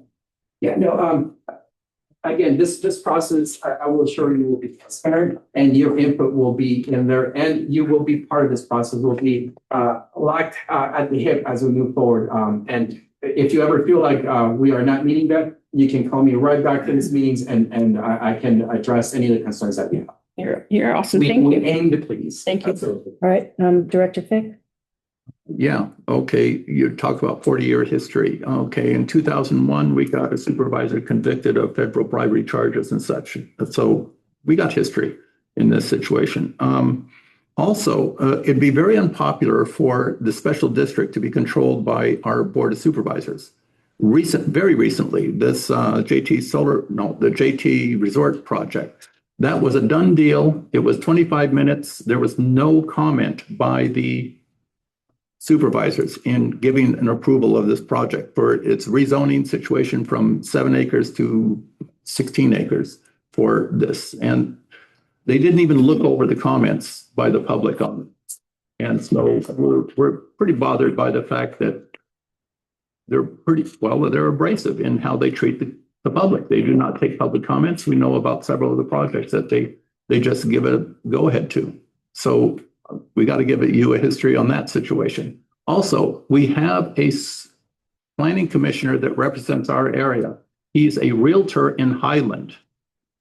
He doesn't know anything about our desert. Well, he knows very little about our desert and doesn't take those considerations. And we have history on this. So that's a problem. I think we probably should assign your group to at least review some of these projects that have been a slam dunk by the county. I look forward to further discussion to make the nexus of those projects and how they may impact this. And I apologize because I'm a bit dense, so I may not be seeing what that connection is now, but I look forward to seeing it and at least making sure that we take it into account as part of this process, right? So, absolutely. Anything that you want us to potentially consider or at least be aware of through this process, we welcome it. Well, I mentioned about Frank Haggard. Joshua Tree is currently a CSA 20. Now comes the question, we should become a district if this gets as far as it does, as far as special district, we probably should be what was it, CDF or CSA? What Morongo Valley has? CSD. Okay, yes, we should be a CSD in regards to the sewer situation and not having our supervisors as controlling. That's a good point. So is there any other board discussion? Director Flowen, do you have anything else? No, thank you. All right. So concluding board discussion, is there interest in a second round of public comment? I have a quick one. Yeah, I think, the optics of the map are particularly bad at this moment. And because they do follow the boundaries of these two large proposed developments from out of the area developers that have been very controversial for the community. So you're kind of going into this with the deck loaded against you. I mean, it's just, hopefully it's just optics, but the community is kind of suspicious about how coincidental the timing and the map is. And I don't think that is. I think it's logical, right? If this is your community and this is suspicious, so I apologize because again, in my ignorance, we just had a starting point, right? And we want to make sure that we take any of your concerns into account. I guess at this point, I welcome the challenge of starting in a hole and digging ourselves out of that to make sure that we show you that we have a transparent process, and what we're going to do is going to be very objective. We will hire a consultant that can help us make sure that we see all the technical issues to then get us to a point that we're just better educated on what decisions we need to make. Yeah, I understand Stacy's thing about the consultant. We had nightmare with outside consultants working with us for the community plan for land use services, and they're pretty good. And that was a huge waste of county money. When we could have been interfacing with land use services directly. So you shouldn't have any problem changing the diagram. Oh, absolutely not. No, that's what I was going to say. That's the whole point of bringing us all together to make sure that we hear from you guys. Again, when you ask us, do I have a problem with it? Absolutely not. I am a reflection of what you guys will be submitting. The person with all the money have a problem changing.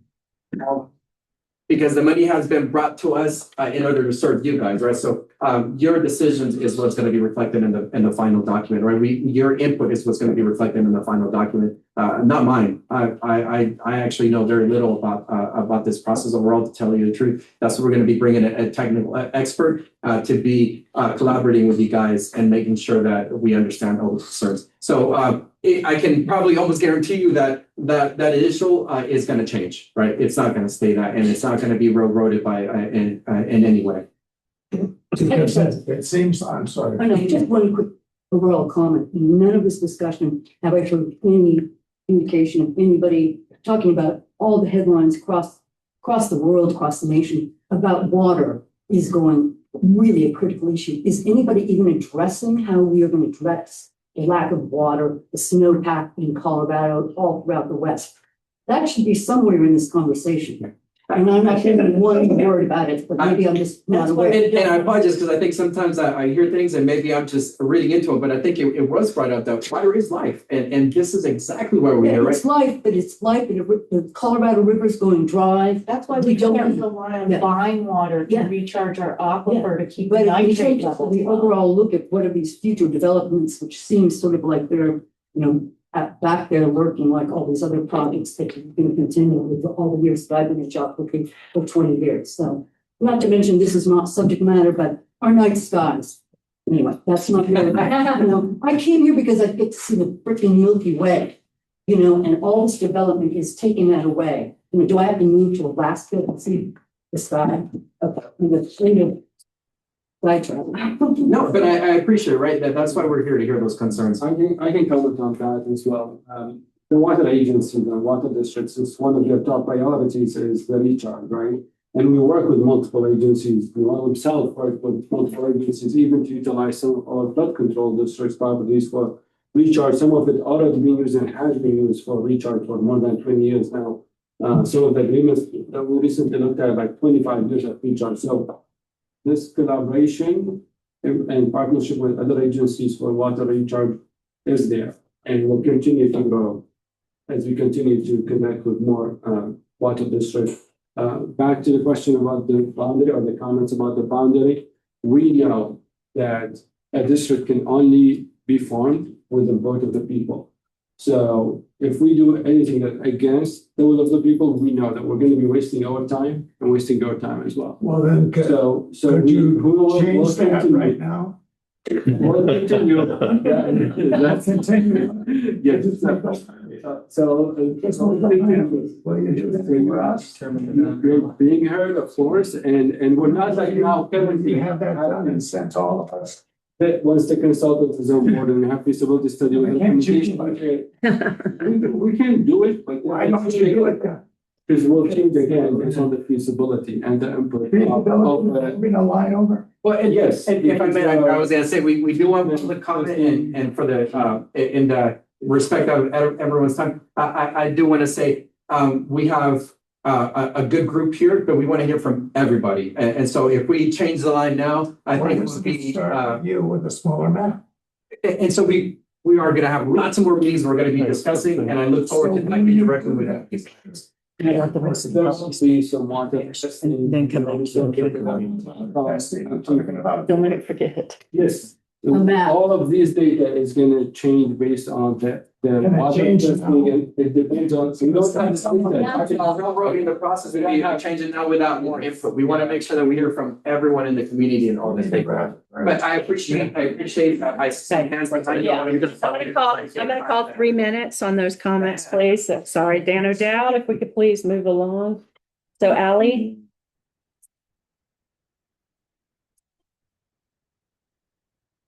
The sewer won't be built for commercial. It's going to is the Tree Resort. Within the boundary of the map, which is all the open space, so.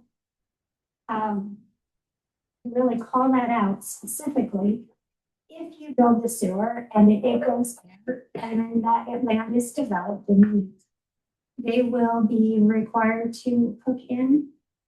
But you haven't built for that capacity in your plan, correct? I'll correct it, yes, I'll tap it here.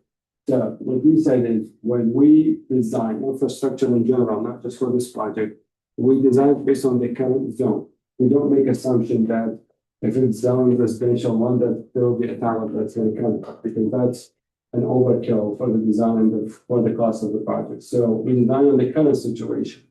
Now, when someone builds, whether it's a house, a commercial development, or any type of development, the sewer districts usually, and Greg, you can correct me if I'm wrong, there is like a specific radius that people are mandated to connect if they're building within that district. Correct? Correct. Yeah. So that basically what dictates who connects and who doesn't. Now, if someone is outside that radius and still wants to connect, then they will have to pay for that extension and to get to the district.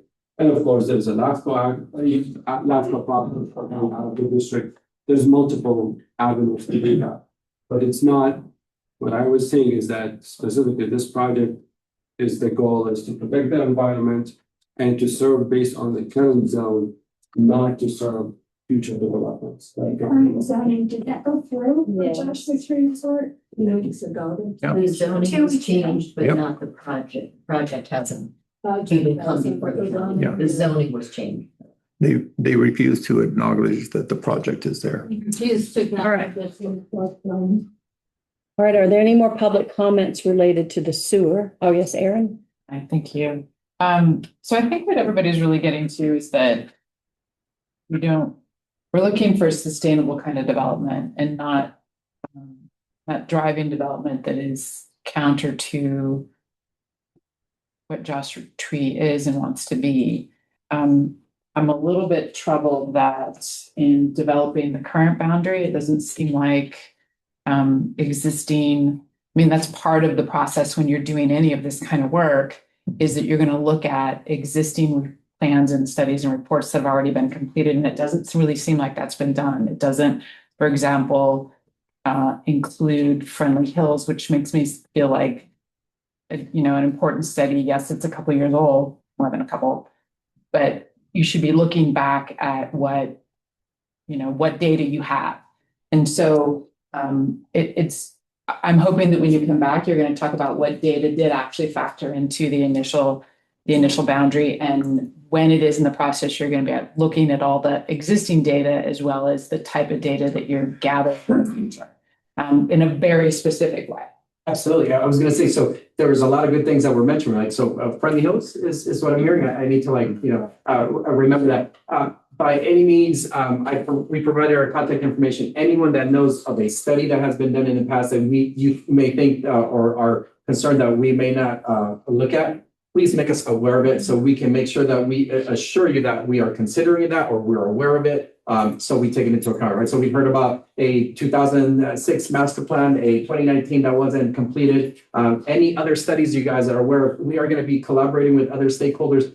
So like the conservation agencies that are around, they probably have done some studies, or there's folks that have 40 years of experience with what's happened in this area. There's lots of probably skeletons in the closet that you guys can bring to us so we can make sure, again, that we look at everything possible and consider. So we are looking at every potential blind spot and that we are doing a comprehensive review for you guys, right? And that is our goal. Our goal is to make sure that we give you a document that at the end of the day, you are going to be comfortable that we have looked at everything we could possibly look at, right? We don't want to give you a document that you're going to say, well, you didn't look at X, Y, and Z, and so I can't make a educated decision, right? Or you guys left out this really important document, right? So please, you may not think about it right now, but when you go home, you might think like, there's that other thing. Let any of us know. Please bring it to us, and then we will absolutely be coming back through the process of these studies to make sure we identify all the different studies that we use as the starting point.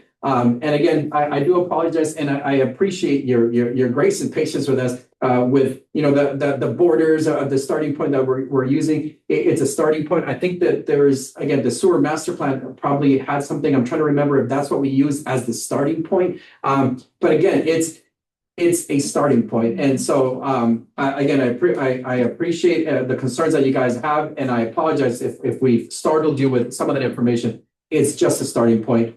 We will continue to be speaking to you to make sure that whatever that final map looks like is because we all agree that we looked at every possible situation and we're making an objective decision. All right, so I believe this concludes public comment, and Director Fluin had something to say. So it's possible that this study that's going to be done, you don't necessarily have to have one set of boundaries for it. There could be alternatives with the positives and negatives to each of the alternatives so they can be discussed openly in the public and all that. I completely agree. And that's the exciting part for me, that as we get to know the community and truly know your needs, we can start identifying innovative ways to meet your needs, right? And so, as you mentioned, absolutely, there might be some things that might look like competing interests that we can bring into alignment, and there might be some situations where we want to give you more than one option because we don't know what the future holds, right? And so we want to make sure that we give you a portfolio of different options, as many as possible, for you to consider for the future. And I'm sure the consultant would look for the input of the Joshua Basin Water District team as the local expert, and they have good history, and they have the previous studies that we already have in 2009 and the update. So all of that is going to be, of course, going to be part of this and over the line. Thank you. All right. So Director Fick. Just one summation. I'm pretty sure that the Joshua Tree community will want the Joshua Basin Water District to be in charge of this if it goes forward, rather than the county supervisors. Joshua Tree Water District, Joshua Basin Water District has been very responsive to the community. Unfortunately, our supervisors haven't.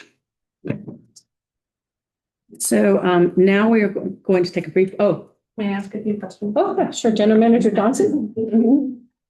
All right, this project, I imagine, came to you through your board of supervisors, the same way that my board would assign a task to me, and then it needs to be executed. So that's where we're at right now. Correct. Okay. The boundaries that have been drawn on the map have created a lot of controversy, as we know. My understanding is those are preliminary and will be adjusted as the study goes along. Correct. Is that right? Okay. And this study, will the study cost the ratepayers, Joshua Tree, any money? No, that's, it's been funded so far. As we mentioned, we may have to go back to the board and ask for additional monies. I don't foresee that yet, right? We're early stages of it. So once we put the request for proposals together and we hear back from the consulting community, we'll have a better idea of where we stand as far as, you know, those studies and then how much potential design engineering plans will cost. But we're hoping that the funding that we have available is enough, but we're not looking to ask for money from the community. All right. And how long will the study take? So actually, off the top of my head, I don't know. I'm assuming that it would probably take at least, you know, a year process for us to get together and look at, especially when we have to do a deep dive on all the existing information to create that baseline. And then there's a lot of community outreach, right, that we want to do. So again, as far as the pace, we want to make sure that we also talk to you guys and we put a schedule together that is going to allow for that community input, right? We don't want to have one meeting at a time that folks can't come. We want to make sure that we talk about what are some of the events that the community attends the most. So we meet you where you're at. So we remove any of the pain points to make sure that we are where folks are at so we can get as much input as possible. So the schedule, the community meetings, times, and arena where we meet. Again, we want that input before we even take one further step forward. We want to make sure we're collaborating with you guys to make sure that we do the right thing by you. Okay, so is this the kickoff or is it a year from a future kickoff? So I was going to say, the process has started because we've been funded. As I mentioned, we don't have a proposal, a consultant on board yet.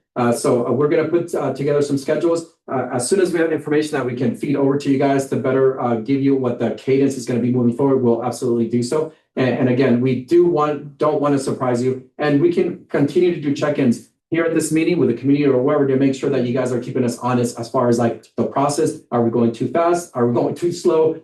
We need more information, you know, whatever you guys may need.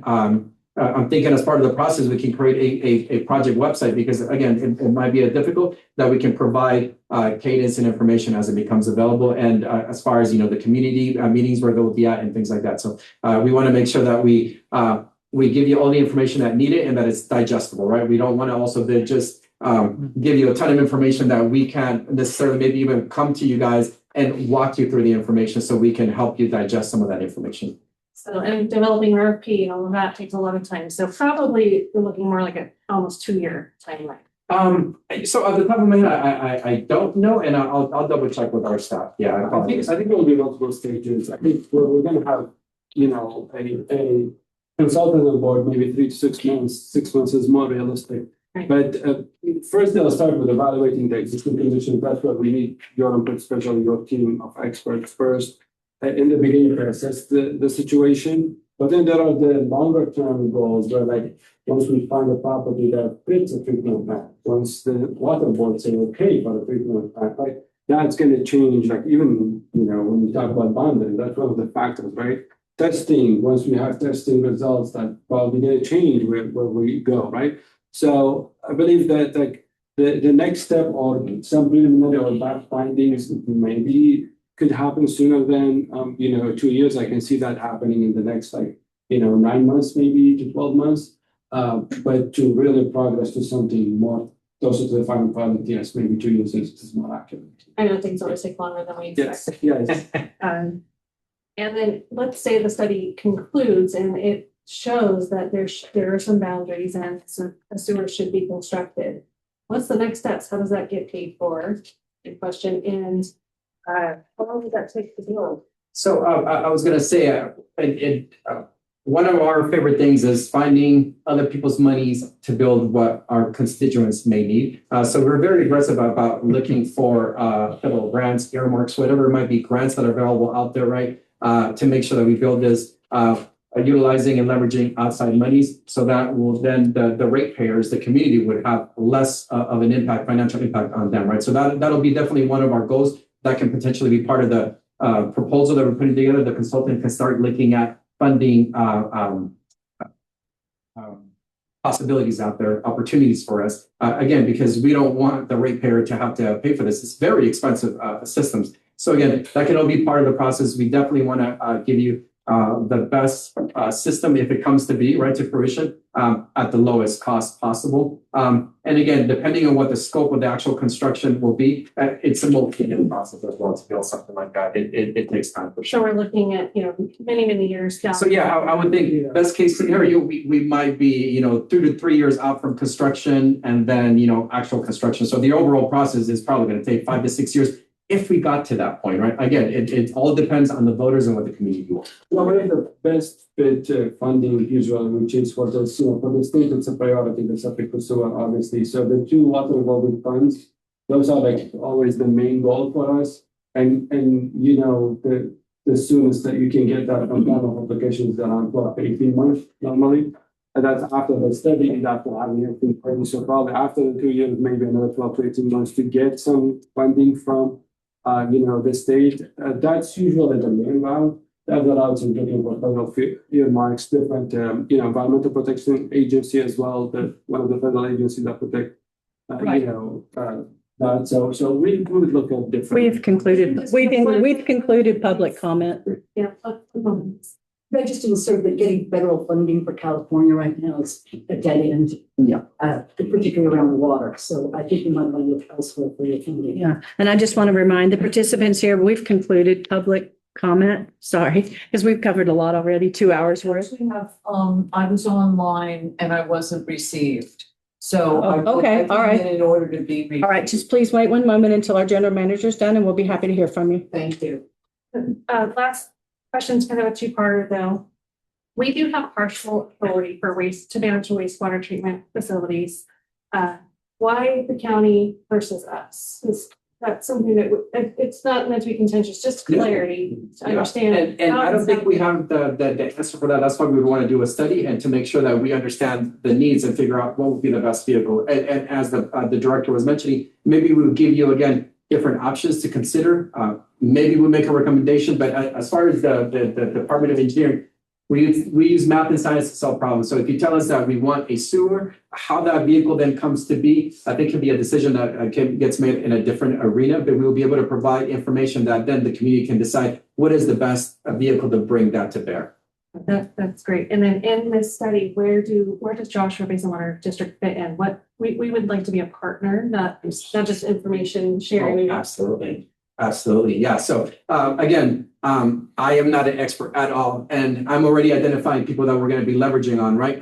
The board of directors, the community, the folks that have a lot of stake in this, right? So yeah, we absolutely are here to be your voice and to champion for whatever you guys need. So more than a collaborator, I think you guys will be leading the way in a lot of ways here because you guys are the experts in this community. You guys know the community. Thank you. Sarah, do you mind if I ask a question? With that statement. Just announce yourself. Oh, I'm sorry. I'm Kyle McCarty. I'm the acting district engineer. With that statement, I would request that one, we be involved in the RFP process, involved in the selection process. And if there's a way to help fund our participation in that process, we'd be open to that. This is a small district. We have a lot of other projects that are very important to us. And this is going to pull time away from that, so we need some resources to do that. We're already facing a once in a generation project. So this is another once in a generation project. We're a very small, but mighty, but small agency.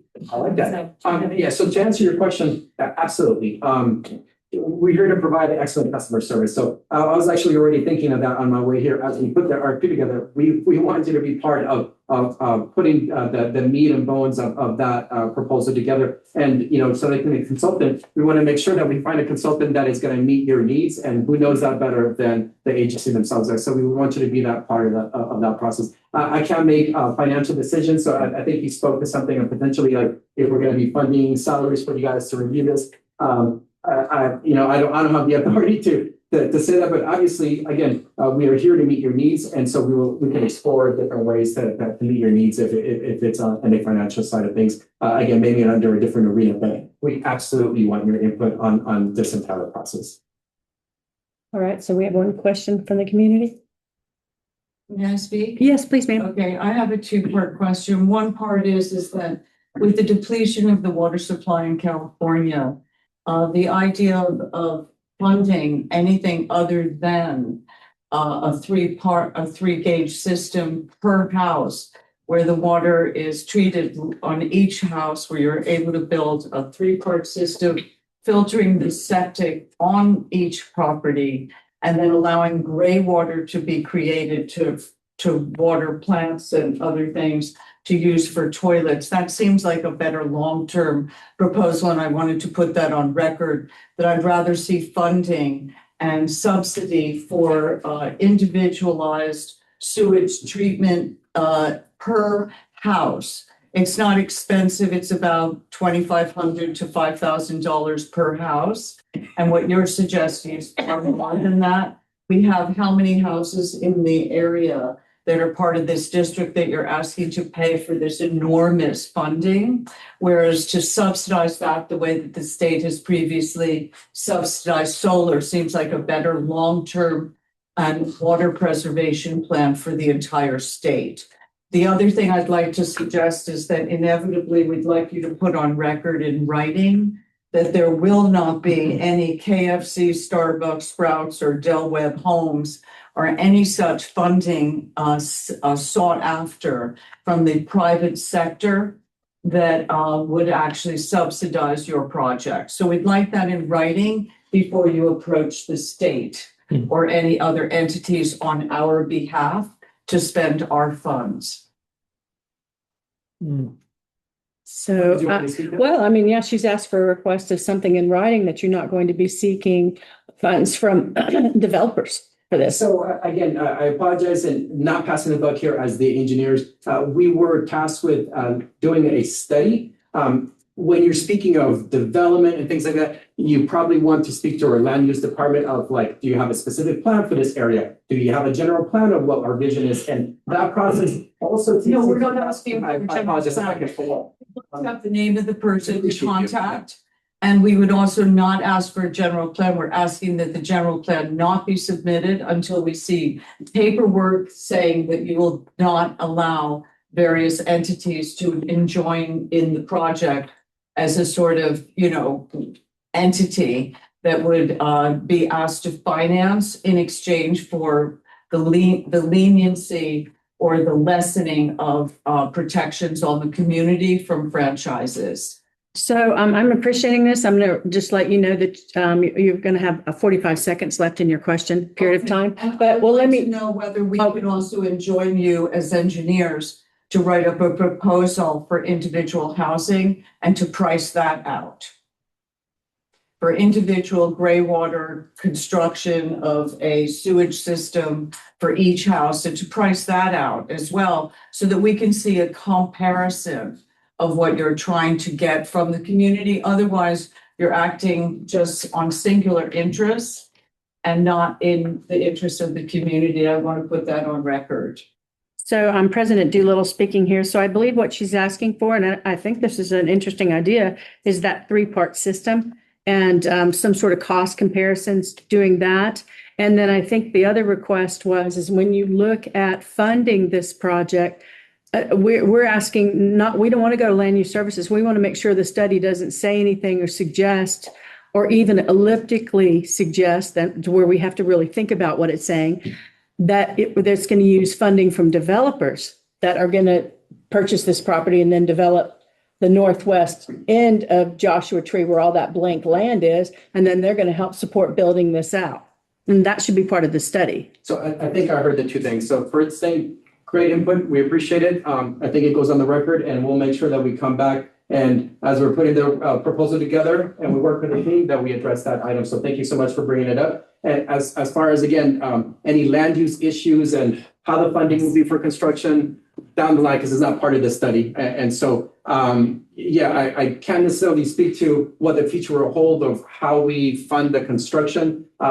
again, that is something that is outside of this arena for what what's under my purview as the Director of Public Works and this study that we're doing now. I do appreciate what you're mentioning, right? And I think it's concerns that you guys can probably continue to bring in. We're not turning a blind eye to it. This is not the proper vehicle to address that.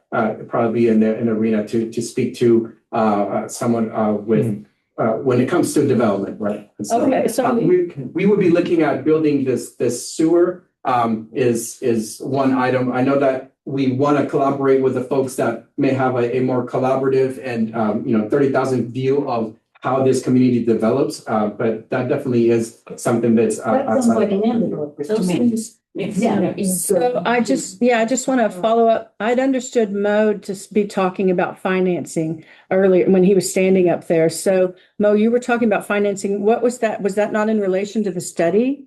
That the study would address financing? I believe that was like one of the questions that we're responding to from the general manager from Sarah. And it's just I'm comparing it to other sewer projects that we're doing. That's the main source of fund that we usually go after is the state. For construction, Yes. but that wouldn't be addressed in this study. No. Where you might want to go for cost paying for this. It's just how much it might cost. For this one already allocated and the funding source is already in the board item of December 2025. And it's I think she's speaking to Construction costs. we would look at the state funding later. Right, but it won't be in the study. So there's not going to be any discussion of financing construction of the sewer in this study. We would be putting the proposal together with a team. I think that's probably something we want to consider being part of this study. So we can, of course, see what opportunities we have there to find grants to fund this, right? So we definitely want to look at what are the possible funding sources for this. So what she's saying and what I'm translating is that when you address that developer funding, commercial funding is not going to be considered as a source to construct the sewer. That can be considered as a request. None of our other sewer projects that was like through a partnership with developers, not the one that I'm aware of in any the recent time. So, but it's the idea of pursuing funding and grants is to keep the rates low in the future if this come into fruition. All right. And, okay, we have 15 seconds I left. just want to say that the idea of individualized septic tanks would actually bring up the land value of each person's home so that taxpayer dollars would be increased upon the sale of each property so that it would actually be a win-win. Okay, so when you sell a house with its own septic tank that actually treats it into gray water, that would increase the value of the house and increase the sale upon the value of the sale of the property and the property tax upon the sale. Okay, good points. I'm calling time. And did you have a comment, sir? I did. I hear a lot of assuaging the community's interest by saying, oh, it's going to take this much time and this much time.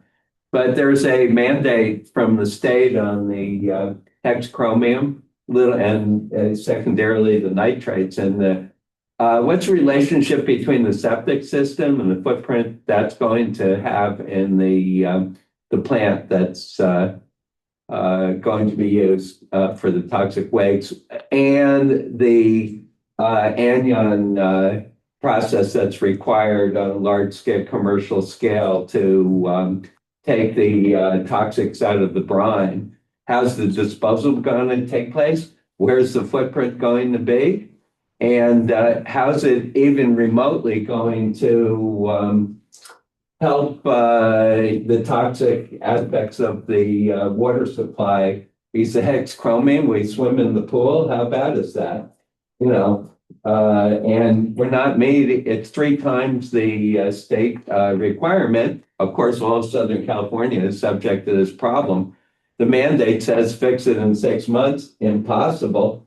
But what's the health issues in the meantime? And then how big a footprint is this going to be? And what's the relationship between the septic and the hexchromium issue mandate and making those work together? I mean, is it the same footprint? Or are we doing 2 different plants? And where's it going to be? Who's paying for it?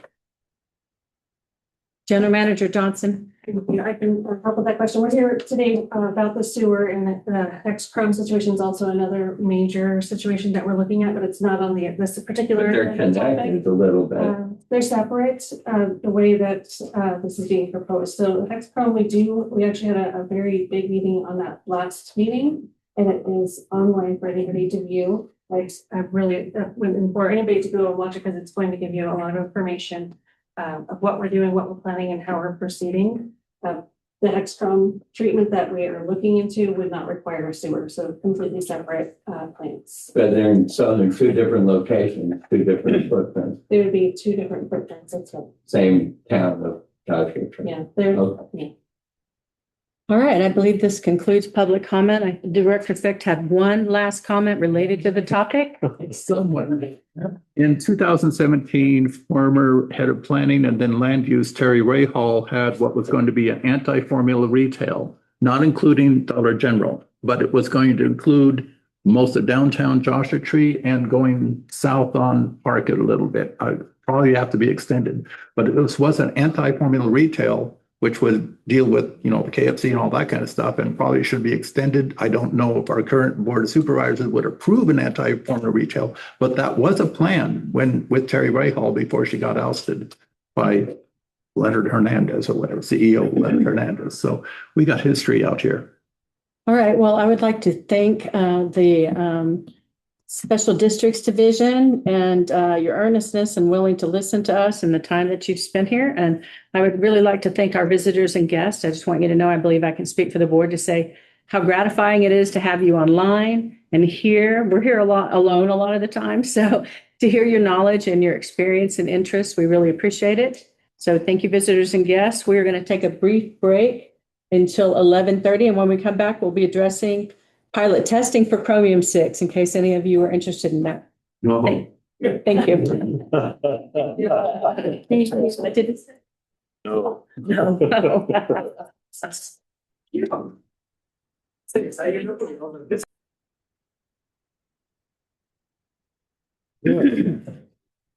We're resuming our meeting, and we will now move on to item 7B on our agenda regarding pilot testing for Chromium-6. The recommended action for the board is to approve an agreement for Chromium-6 pilot testing. General Manager Johnson? Well, thank you. Nice to be back. As you may recall, our last board meeting, we had a Chromium-6 workshop. I think that we're well informed for today's discussion, which is pilot testing. I'm going to pass this off to Ray and to Kyle to talk about our next steps. Elaborate a little bit more from our workshop that we had last month. Yeah, as we discussed in the workshop, and thank you, General Manager Johnson. We're looking at a particular process, strong base and ion exchange, global regeneration. And, the next step, as we discussed, would be the pilot study testing. FiberTech has given the district proposal for $60,000 per well. So if we were to do every well, it would be $300,000. We're looking at testing a couple wells right up front, like kind of the worst case scenario and the best case scenario, and kind of going from there. But the pilot testing is going to do, several things for us, just to confirm that the process of removing the Chromium-6 with the resin that's proposed will work. The effectiveness of that resin for the removal, and more importantly, the waste stream. So when you do the roll-up regeneration, as I discussed in the last meeting, and you're stripping that Chromium-6 back off the resin that creates that waste stream, we really need to get a good profile of that waste stream, because that disposal was going to go down to the process facility in San Jose, I think Santa Fe Spring. So that's kind of just the elements of the pilot study testing. In a nutshell, is just confirm that the media is going to work. Like they say, with how much water you can pass through the resin before you have to regenerate it. Do a regeneration. They're actually going to take the pilot columns, take it back to their facility, do the regeneration, and then we'll put it back in service. That way we can continue to monitor the performance of the resin, and they can do their profiling and all the testing on that waste stream. So that's what you have in front of you today. For consideration to approve the process of the contract with FiberTech for the pilot study. And as a reminder, our compliance plan requires us to have the pilot testing concluded and complete with the technical reports by December 31st, 2026, which is not very far away. So time is of the essence. Moving this along. One more thing I wanted to add too, is that some of the questions that the board had in the last meeting. We will be doing testing for those microplastics that we talked about. Oh, good. So during the pilot study testing, the district's going to take some other samples for the coming off the resin to confirm some of the concerns that the board had. Big smile on my face. All right. So directors, any questions? Yeah, I would have a question.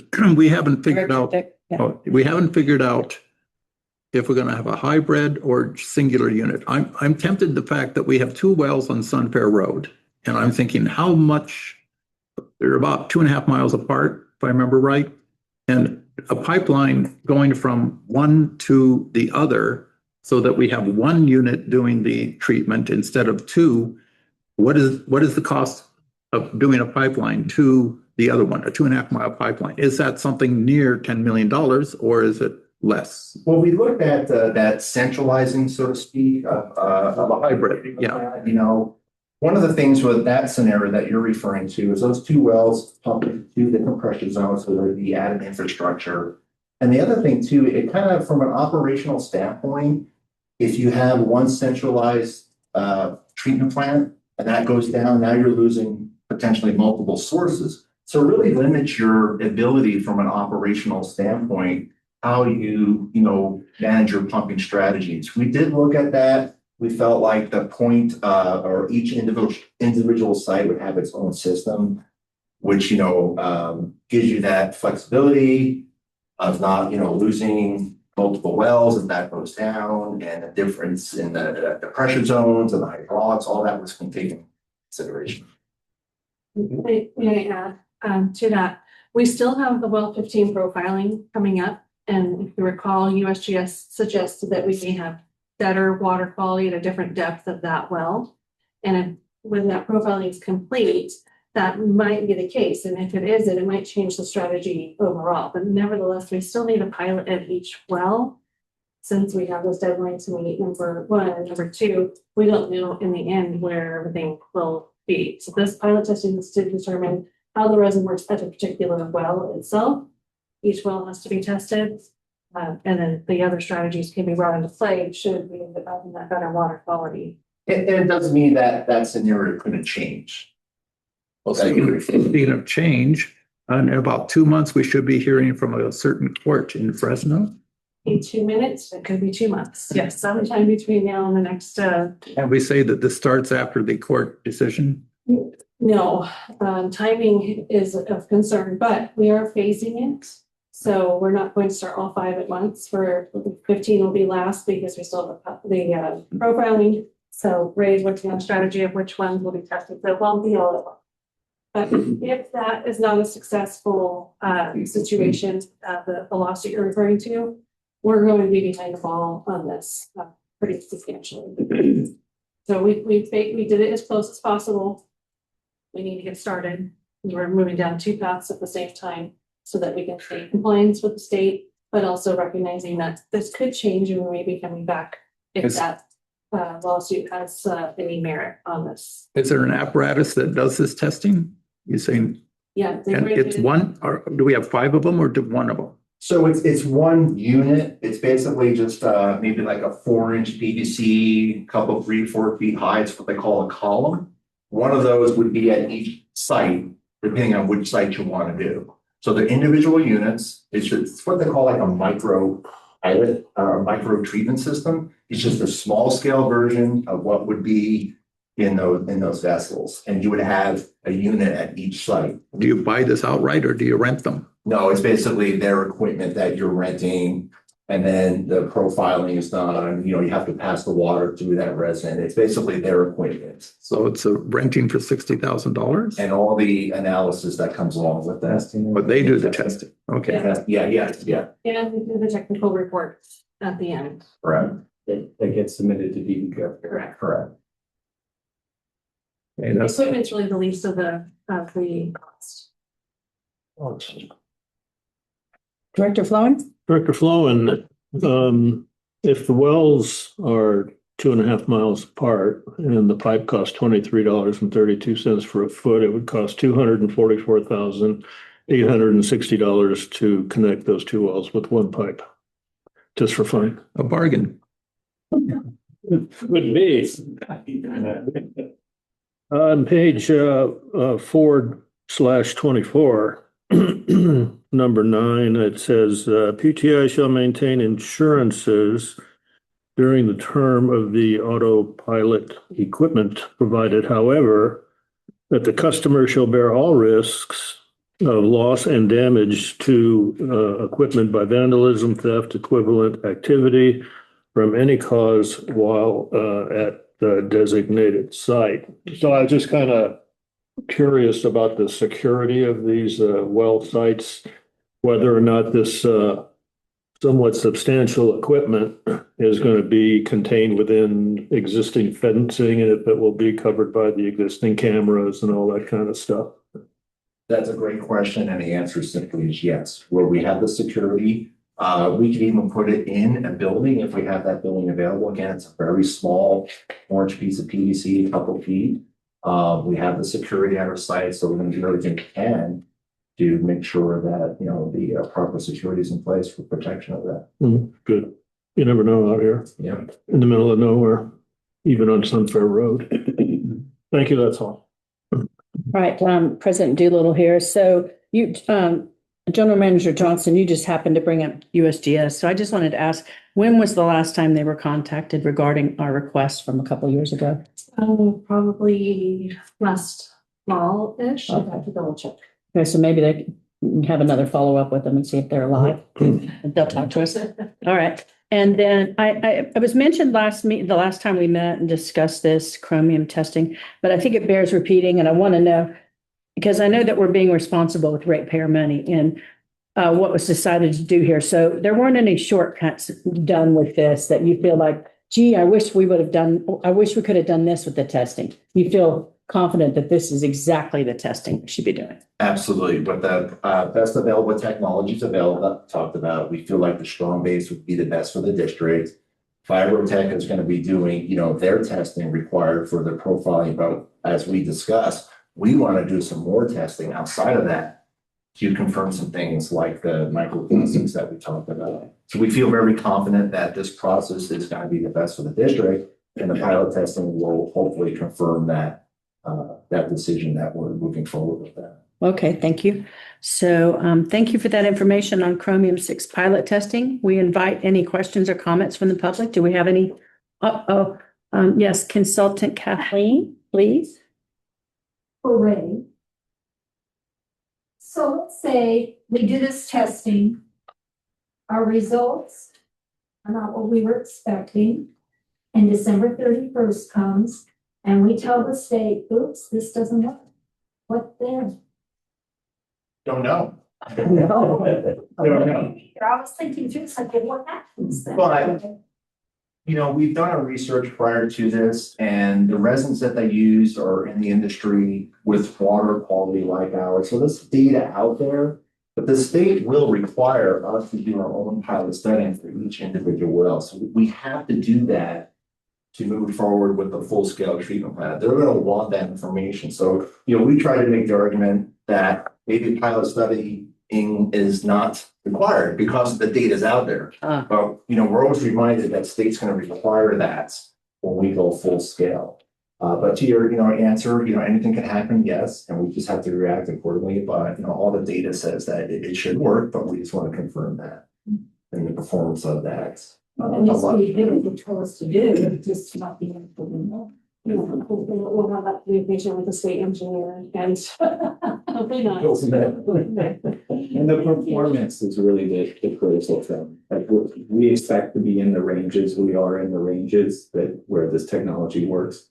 It really is dialing in the unique characteristics of each well, the performance of the resin, the size of the vessel. So I think coming out of the pilot program, we're going to have a much better idea of how large these facilities actually have to be and what the regen times are. When do they have to come out, which is a lot of the operational costs. So we're gonna have a lot better we're gonna have a more fine-tuned idea of what the overall project cost will be after the pilot study. So would you say that this is less, it is about the resin working, but it's less about the resin working. We know, we've seen other places where it works. It's more about how this will be full scale. You can make that argument. Yeah, you can certainly have that argument that, it's a big part of it. The waste stream that you create with any treatment process, you're gonna have some sort of waste stream. And to Kyle's point, and to Sarah's point, all this data that we get from the pilot study will help us move forward with, maybe some fine tuning some costs,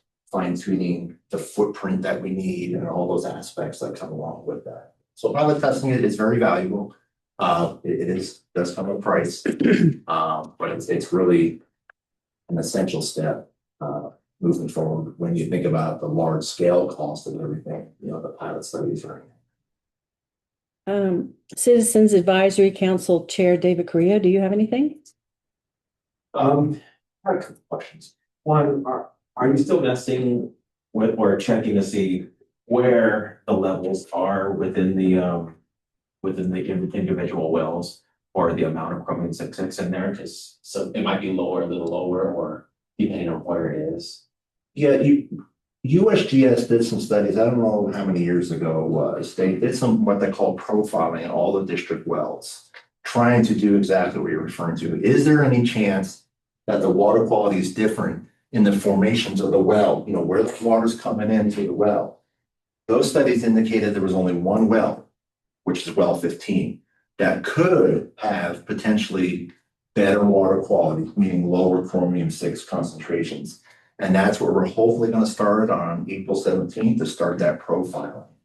That's another expensive process, but USGS determined that well 15 was probably the only well in the district that could have that chance of that. That's cool. My second question is, so if there's one with more chromium going through it, would that mean that there will be less movement of that truck going to go dump the waste? So it'll sit there longer for longer periods of time. So that might impact our hazardous waste bill. Because they say it's going to be approximately $1 million a year. Absolutely. And what you're referring to is depending on the concentration of chromium in each individual well, that dictates the loading rate. That's what they call in the resin. How fast that resin is going to be saturated with chromium 6. So that's why as operators, we strategically change our operations that, maybe this well with a higher concentration, we pump that less to reduce the loading rate, to reduce how many times a year that has to be regenerated for that hazardous waste to be transported down the well. So all those things need consideration. But ultimately, the well pumps have motors, right? It's mechanical equipment. So you have to give it a break every now and again. You also have to exercise it every now and again. So everyone's gonna have to work a little bit, but we may work a few wells a lot harder than we do others. Director Fick? Speaking of wells, we don't have any wells up in the Copper Mountain Mesa area. No district wells in that area. No. Do we have any test or what would be test wells in that area? Not to my knowledge. I don't know. I don't think even USGS, they come out periodically to test some wells. I don't think there's anything out there. I assume the water there goes to Mesquite. Well, the water quality out there historically, from what I know, it's been a lot worse than it is down in this area. You're getting into the higher fluorides, the higher arsenics, and chromium 6 out there. It's that different basin. So I think there was a well off of Sonora and Winters going east off of the border. That well was high, making a lot of exclusions out there. Are there private wells out there? I'm sure there is. Oh, yeah. Okay. I've drunk some of that water. It was great. Okay. So, and how much generally is a well if you put in a well, say 600, 700 feet deep, how much is it currently to cost our district to do? Boy, in today's costs, I would say it depends on the size. The last well I was involved with, I think a 14 or 16 inch casing, 700 feet deep, 1.5 million. That was 5-6 years ago. And, that included what they called a test or a pilot hole. Yeah. You do that test or pilot hole first, confirm the water's there. Yeah. Test that water quality before you punch it out larger. It's an expensive process. We went down 400 feet in Bullhead. About $2.5 million. That was a 16 or 12, we're getting about 1,100 BPM out of it. Finally, running commission. And it was as I've commented before. Year and a half process. Okay, as I've commented before, we were paying for the Mojave Water Agency pipeline for 20 years and not getting any of that water. And so Yucca Valley has a mound of water happening on the extreme east end of the roundabout of Yucca Valley, the other side of La Contenta. That's tempting for our water district because that is treated water that is going down. We have to put it back into recharge, but that is a tempting source of water that is relatively nitrate free and chromium 6 free. So that's a consideration. So you've mentioned this before about drilling up we have to go south side by La Contenta. That I believe I may have to correct the record. I believe is in the Warren Basin aquifer. Yeah. It's adjudicated aquifer. Can you confirm? I don't know. I have to look into it. So there's a little bit more to that than just going and buying property and if especially if it's adjudicated, which means they would have the water. So rates. is it adjudicated by the Warren Basin Water Master or by High Desert Water District? The Warren Basin, which I guess is the desert water. They service the basin. Yeah, they service the basin. Well, that was created by the courts because they ran out of water on the west end of Yucca Valley. And so they no longer have that problem in Yucca Valley. So that water master should be dissolved eventually. Yeah, I don't know honestly a lot how that works. I know the process is very lengthy. We've talked about it here at some point, and I believe Jeff, maybe he can refresh my memory, but to go through an adjudication process it's years, decades. Is High Desert Water District adjudicated? Just that basin that they Through the Warren Basin Water Master. Yeah, and then do they have another basin, do you know? That's their largest one, and there's sub-basins within Warren. Sure. So I can speak to a lot of what they've got going on, but I do know it's an adjudicated basin, and what that means to us is something we would have to go through and discover. So those are lengthy processes. And my understanding typically is you have to have a basin that's in Overdraft, a lip reading. We didn't hear you for a second, but we were able to read your lips when you said overdraft. In the beginning, but it lost you at the end. Can't hear you. Still can't hear you. Well, there you are. Okay. I don't know what's going on. And you're out. We can't hear you. He was talking to his right. When you're talking to your right, we can hear you. Oh, really? Yeah. Is that better? Yes. Okay. I may be on the wrong mic. I'll fix that after this if you can keep hearing me. Yeah, typically adjudications are a lengthy process, very involved. As I understand, I think your basin is not an overdraft. So that is a critical component of an adjudication. But if there's ever a desire for background on what adjudications involve or what circumstances might exist that would necessitate one, we're happy to put something together for you. And hopefully you got all that. Yeah. Okay, well, I think outside the box sometimes. So that's why I was questioning that. Okay. All right, concluding this discussion, do I have a motion on item 7B to authorize the general manager to enter into an agreement with Fibrotech Incorporated for pilot testing of ion exchange treatment in an amount not to exceed $300,000? I'll motion with the condition that they go slow for the first 2 months. They are going to do a phased approach. It will not be all 5 at once. I can tell you that. Okay, thank you. So That's a motion. Okay, do I hear a second? I'll second. All in favor, say aye. Aye. Aye. General Manager Johnson, a roll call vote, please. President Doolittle? Yes. Director Flowing? Yeah. Director Vick? Yes. Item 7B passes unanimously. Moving on to item 7C, which is for Belmont Pipeline Replacement Bid Documents and Construction Support Engineering Services. The recommended action here is for the board to authorize the general manager to execute an engineering services agreement with West Coast Civil Incorporated. General Manager Johnson? Okay. So as you may recall, we did our own pipeline in-house for a number of years, and now we are exploring outsourcing those projects. And that is what this particular item is about. We are getting some feedback from the public that they want to know what's going on with our pipeline program. And it has been paused, but we're trying to unhit the pause button now. So I do have Kyle McCarty here today, and he can talk a little bit more about his. Yeah. So the Belmont area years ago was designed with the intent of the district constructing the facility. I believe valves and appurtenances were purchased and are still on site. We've taken a look at the program.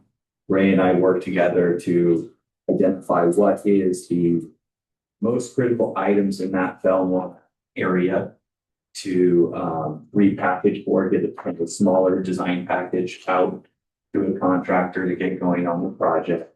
It's looked at upgrading undersized mains, connecting critical loops, and addressing pipelines with known breaks on them. So we repackage. The concept here is to repackage the Belmont area for a kind of most efficient first phase.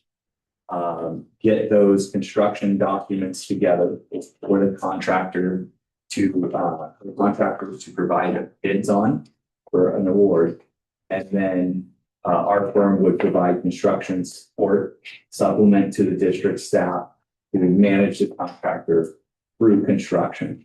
So that would include meeting with the contractor, daily inspections, getting updates to district staff, as well as reviewing all invoices from the contractor. So where we've worked with the district before in the owner build relationship, the design plans were very simplified because the district knew what they wanted and where they wanted, and we'd pick up the phone and say, hey, we want to do this here, and we would get on the call and we would fix it. When you're dealing with an outside contractor, the plans have to be much more specific, and the specifications need to be on point because that's how they're going to bid the job.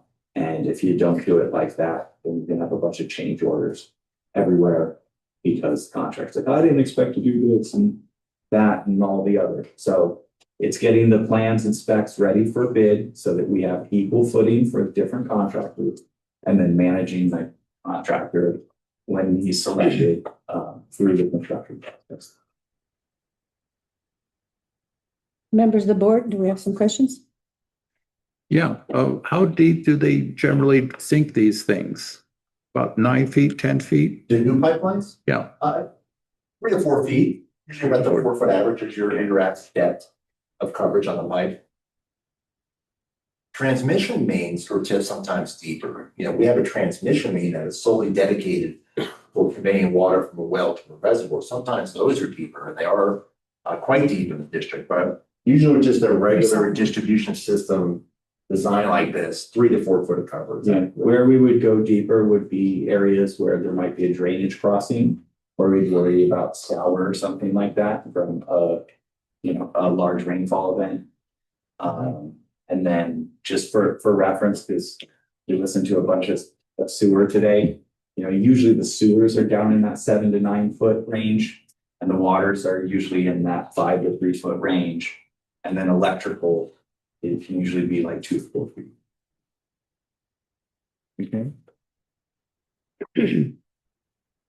Director Florence? I like the part about looping.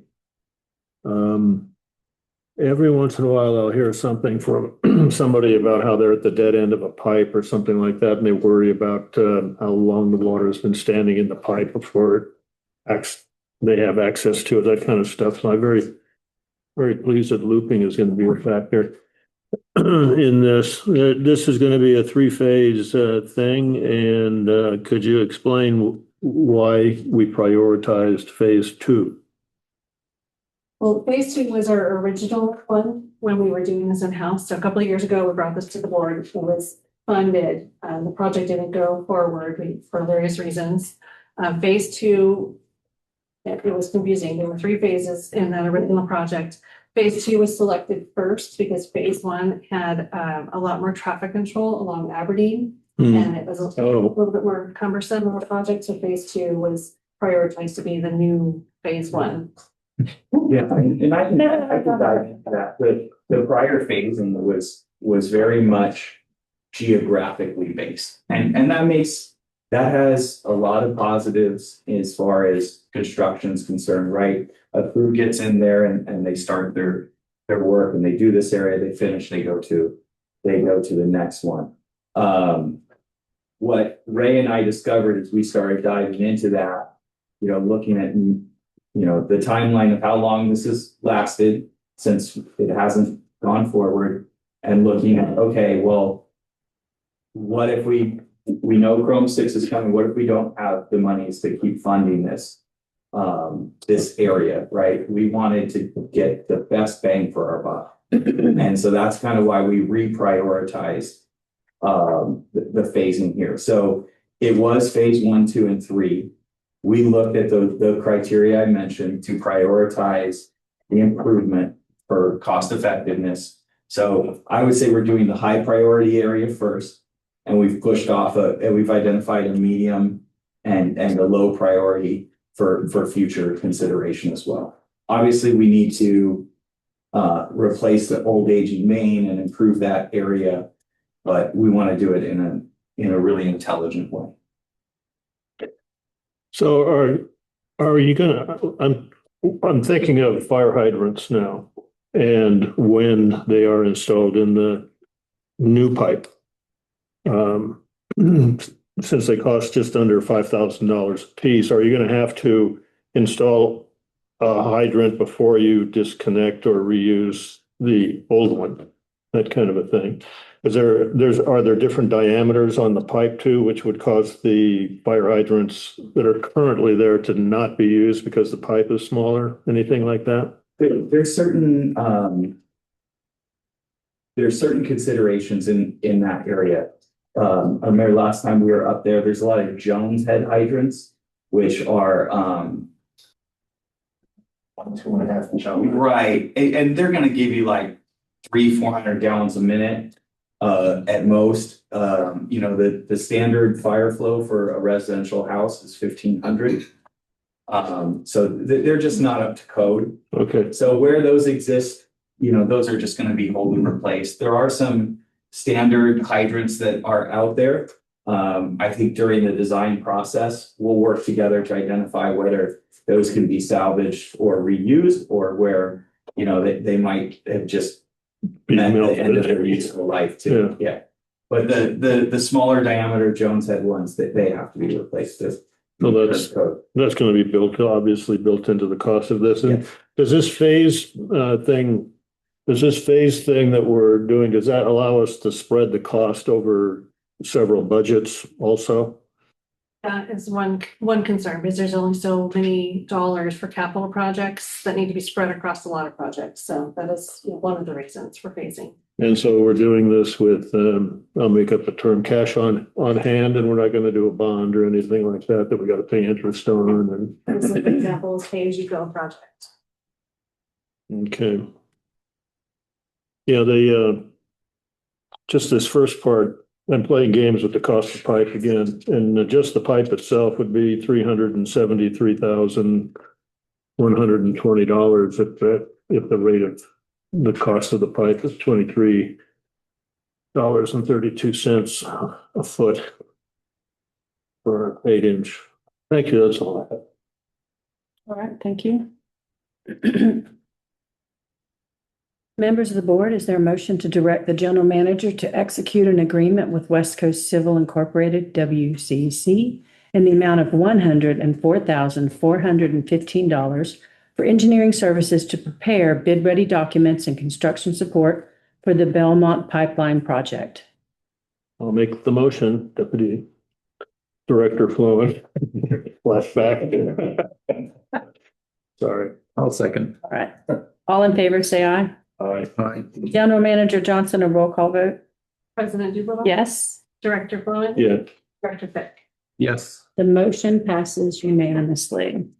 On to item 7D on the topic of a risk and resilience assessment and updated emergency response plan. I'll turn it over to JBWD Director of Administration, David Shook. Morning, everybody. The recommendation for this is for the Board of Directors to select Jacobs Engineering Group to complete the district's risk and resilience assessment and emergency response plan using the AWWA J100 methodology, and authorize the general manager to execute a professional services agreement with Jacobs in the amount of $62,977.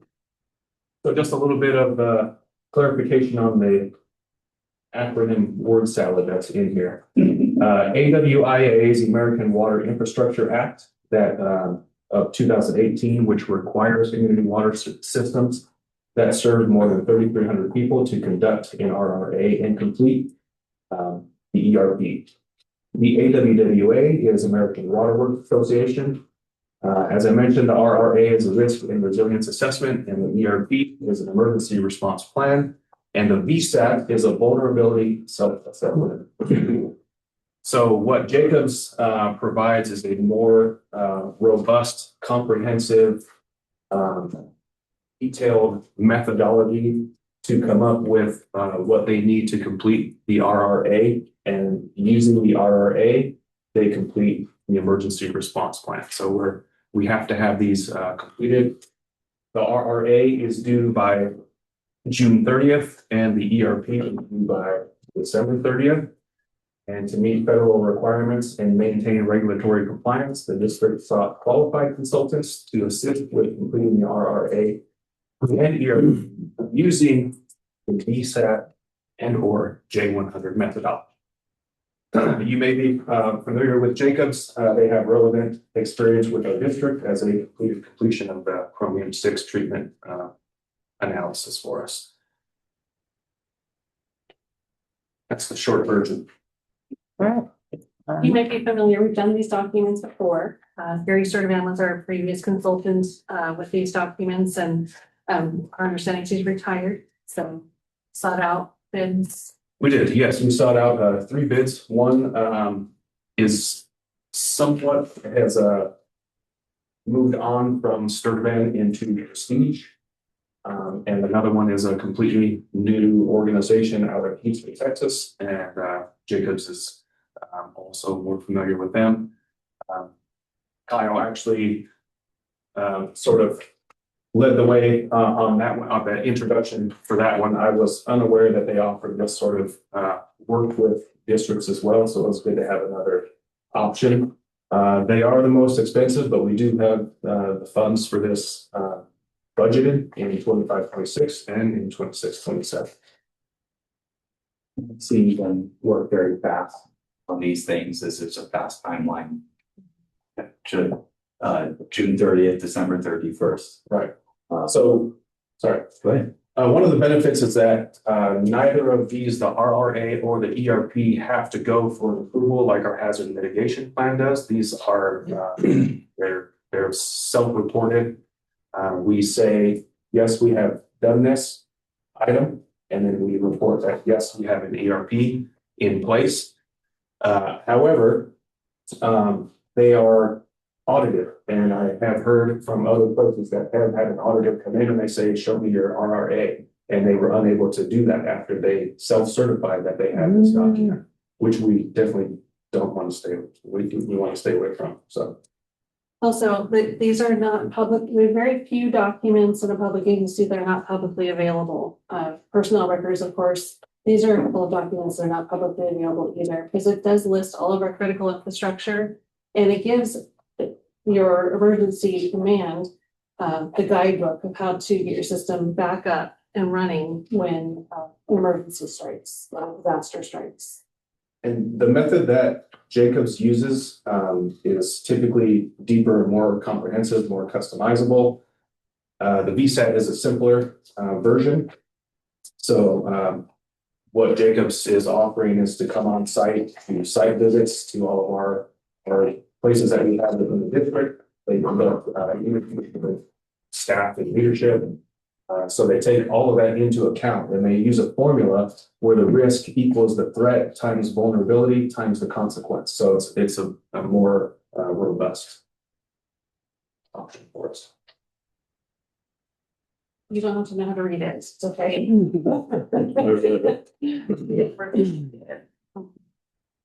So, any questions or comments from the board? Well, this one sounds a bit more tricky, but the fact that Jacobs is almost twice the price is as a concern, but you're weighing the balance of the value of the report. And Yes. I'm not involved on the intricacy of running the water district like you guys are. So I'm going to have to trust you in this situation. And you've already went through this. So But that's something that General Manager Sarah Johnson and I have discussed specifically about the budget because it can probably be split up since the RRA is due this fiscal year and the ERP is in the middle of next fiscal year. We can move those dollars around to suit what we need. But our goal was to have a top tier organization, not taking anything away from the two less expensive options at all. But we feel that Jacobs is going to give us what we need. I mean, there was a note that was brought up about making sure that we didn't skip anything with pilot study. So that's also what we don't want to do. We've in the past, our district has taken a less expensive approach for things, and then that kind of created some issues. Most mainly the hazard mitigation plan, we went back and forth with that. So we want to avoid that, and we want to have a good product, and we want to have something that's useful and relevant moving forward. So is this reviewed by a federal agency or the state? It is reviewed by the EPA. Should they choose to come and audit your organization? That's the self-certification, sorry.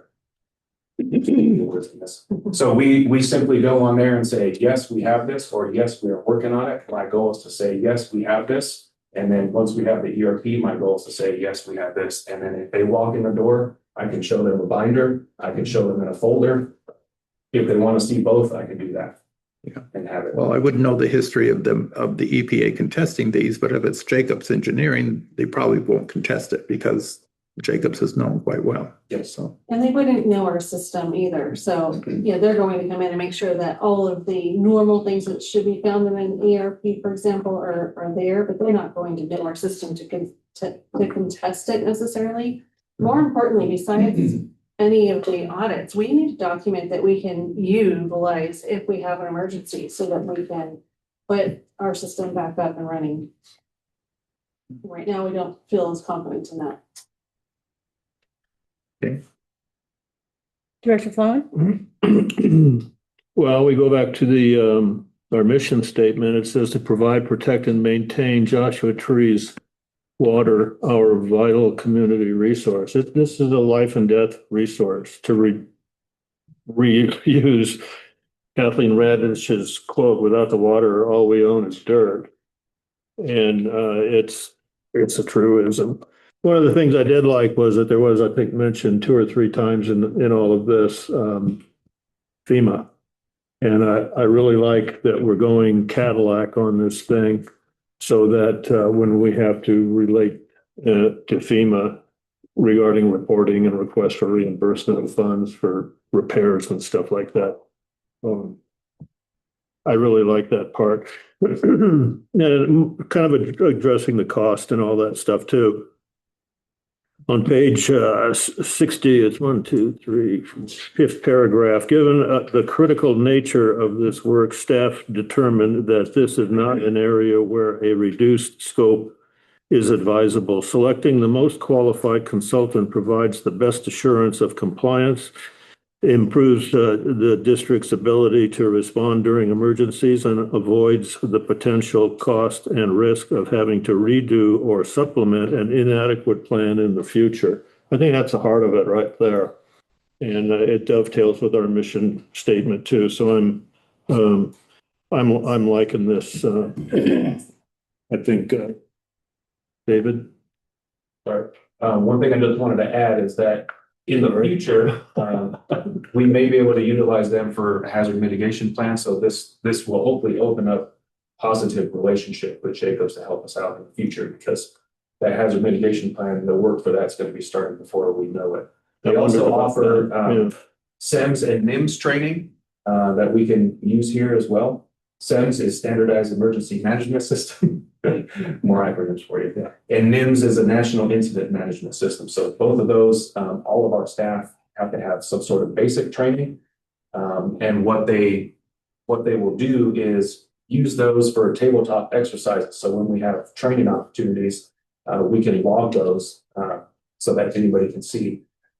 This is the plan that we've used, and this is how we're training on maintaining it, monitoring, and utilizing it. That's all. Thank you. All right, so I have a few things. One is I would just like to say that I think this is another great example of JBWD's diligence and resolution to follow the law and to be prepared and no surprises and passing audits and all that. So I really appreciate that. We are in a vulnerable area. We're rural. We're subject to flooding. We're subject to earthquakes. And so I think that totally justifies the higher cost of hiring a firm like Jacobs, which is indeed highly respected. I remember when I lived in Pasadena nearly 20 years ago, they had a huge building with Jacobs on it. And here I am years later, agreeing to contracts with them. So would this also include fire hydrants? I'm just curious what they're doing, the work that they're doing, does, the risk and stuff like that. Seems like it would, wouldn't it? To make sure that everything's good to go with fire hydrants, or you understand what I'm saying? Functionality? Yeah, or just, that they're confirming that those are all good. This is one area where ratepayers I would know that everything is good with all our fire hydrants everywhere. My experience, it doesn't go into that. Okay, detail. all right. That's something. I know you do it. Yeah. But yeah, usually those don't go into that. Okay, all right, okay. I've got a comment on that part. Okay, and lastly, let me just say one thing is that just make sure we don't, in the report, if it gets presented to us, that it doesn't have any boilerplate language referring to another town when they mean us. Okay, all right. Yes, Director Flowing? Yes. The maintenance of the fire hydrants is an ongoing thing. Yes. And we've actually, I don't know if you were there that day, but we had a demonstration of the testing of the fire hydrants, the torque that it takes to turn the valve that's in the street with the blue cover on it, all that kind of stuff. And apparently the state monitors this stuff, because we do have to report to the state the maintenance and the condition of the fire hydrants that we have. If anybody is curious in the public about whether or not there's been looked at lately, the freshly painted ones are the ones that have been maintained lately. They've been in my neighborhood for a while, fixing up all of ours. Grace, keeping them busy. Yeah, and just, speaking to that briefly, this is just another example of the diligence of the district and that goes unseen by the public. Thank you, Director Shook. The recommended board action is to authorize the GM to enter into an agreement with, let's see, I think I am talking about the wrong thing. So enter into an agreement with Jacobs Engineering Group Incorporated to complete and certify the risk and resilience assessment and to develop an updated emergency response plan. Is there a motion? I'll make the motion. I'll second. All in favor, say aye. Aye. Aye. General Manager Johnson, and roll call vote. President Dillon? Yes. Director Flowing? Yes. Director Peck? Yes. Item 70 passed unanimously. Rounding out the action calendar for this meeting is the topic of revisions to the collection policy of the district. The recommended action is to approve Resolution 26-1083. Director of Administration David Shook, please proceed. Thank you once again. Happy to bring this to you today. I've been working with Jeff, our legal counsel, to get this where it needs to be. For lack of a better term, this is more or less a formality to get our policy updated. Our policy is on our website. It's on the disconnection tags. That's on our website, multiple places, but SB3 in 2023 amended the act to expand its applicability and clarified several customer protection requirements, including provisions related to alternative payment arrangements, notice timing, restoration of service, and enforcement. The district became aware of these changes in November 2025. So we've reviewed once again with legal counsel the district's current collections policy and identified the acceptance. I believe we do have a marked up version and a clean copy in your agenda packet. And all other provisions of this policy remain unchanged. So some of the basic things that were changed is in the past, customers had to sort of provide documentation to the district for various medical reasons. If you had to collect from them, be willing to offer them a payment plan. Now all of that is X'd out and someone can come in and say, I'm having a hard time. Will you please entertain a payment arrangement with me? And we have to take a look at that and be willing to work with that. Along with some of the language needed to remove gender specific indicators which have been removed. And then clarification that state law governs in the effect of any conflict with different rules, regulations. This will not just be a revision to the current resolution that is on our website, but it will be a new resolution with those simplified changes. And those amendments do not fundamentally change the district's collection practices. Thank you, Director Shook. Any comments or questions from the board? It sounds like it's a tidy up of the situation from 2023. No comment. Director Flowing? Yeah, there's not much to say about this one.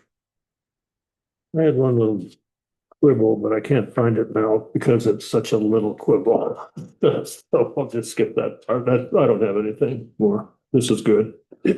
Yeah, all I'd like to say is that I appreciate the state stepping in and ensuring that water districts approach water shutoffs fairly through the Water Shutoff Protection Act. As I've mentioned before, I saw somebody who was going to, because I can read things upside down, I was at the payment counter and I saw somebody, I didn't see their name, but I saw that they were going to be shut off for a $20 overdue bill. And it was in December right before Christmas. And I remember thinking how incredibly unfair that and not nice that was. So I'm glad this Protection Act was put in place to prevent water districts from doing that. And I understand it's a business, and people were doing business, but I'm glad it's not like that anymore. And as far as I'm concerned, this looks fine. So are there any public comments? All right. Returning the board, do I hear a motion to approve Resolution 26-1083, revisions to the collection policy of the district?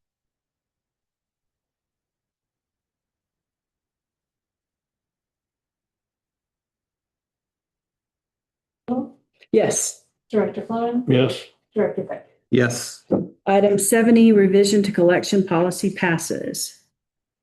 Continuing with our meeting, item 8 on the action calendar are director reports and comments. This time is reserved for director reports and comments on matters within the district's jurisdiction for informational purposes only on subjects not covered by the agenda. Please note that the opinions expressed by individual directors do not necessarily reflect those of the board as a whole or district staff, and no immediate action shall be taken.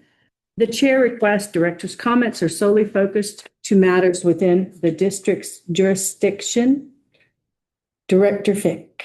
Jurisdiction, huh? Yeah. Your director's comments, huh? After this 3.5-hour meeting so far. I appreciate President Doolittle's handling of that 2 and 2.25 hours, 2 and 20 minutes of everything going on with the septic to sewer situation. It's a little disappointing that they couldn't field too many questions, but then again, they're staying in their little lane, and that we still have a lot of questions as to who started this and why. Personally, I think our district doesn't need to address sewer, even in the commercial area, for probably another 20 years. And so it's a jump, it's a control jump by the county. It's disappointing that the county did this with little communication to us. And we want to find out more of what generated this situation and what projects are there. And special districts doesn't necessarily deserve our ire yet, but land use does. Land use has purposely obfuscated the Joshua Tree Resort situation, which we know is there. And it's disappointing. Sorry. We're just having some technical background things. Director Fick, please continue. Screen's froze. It is. Oh, it is. Okay. It's gonna shut it down and restart. So I can start. You have to pause. Just moving. Yeah, it's okay. Our screen. Oh. See? Jeff, can you hear us? It's not letting me do anything. It's the county again. I can hear you. I don't, but it looks like I'm not Sometimes if you moving on hit your screen. Control Alt Delete and then just click the Zoom thing, it'll start it again without having to shut it all down. Okay. I don't know if So you can are hear we- me, but I can hear you. Okay. Should we just Okay. continue then? Yeah. All right. Okay. Okay, Continue. we'll continue. Yeah, so, and as far as comments go, because this meeting was so long and one of the last ones we had on the Washington DC trip, there were photos involved and a display and explanation of it. We haven't had that with our Sacramento trip yet. I do have photos from CAC Chair David Carrillo, who was our unofficial photographer. And it's going to be interesting. Maybe it'll be next one. I'm tempted to put it out on social media anyway. It's been really full, that's why I didn't come to this Yeah. particular one, but there will be some in the newsletter, so unless you want another PowerPoint, but essentially it was covered in director's comments last meeting, so Okay, without many photos though. without the photos. David Carrillo supplied many photos to me, which I'm, The newsletter, so. Okay. Yeah. okay. Well, yeah, it's been an interesting meeting. What can I say? So, yeah, but I still want to hear from the county who started this. Would hurt to know that. Director Flowen? Not much to say on my activities lately. They're the usual ones.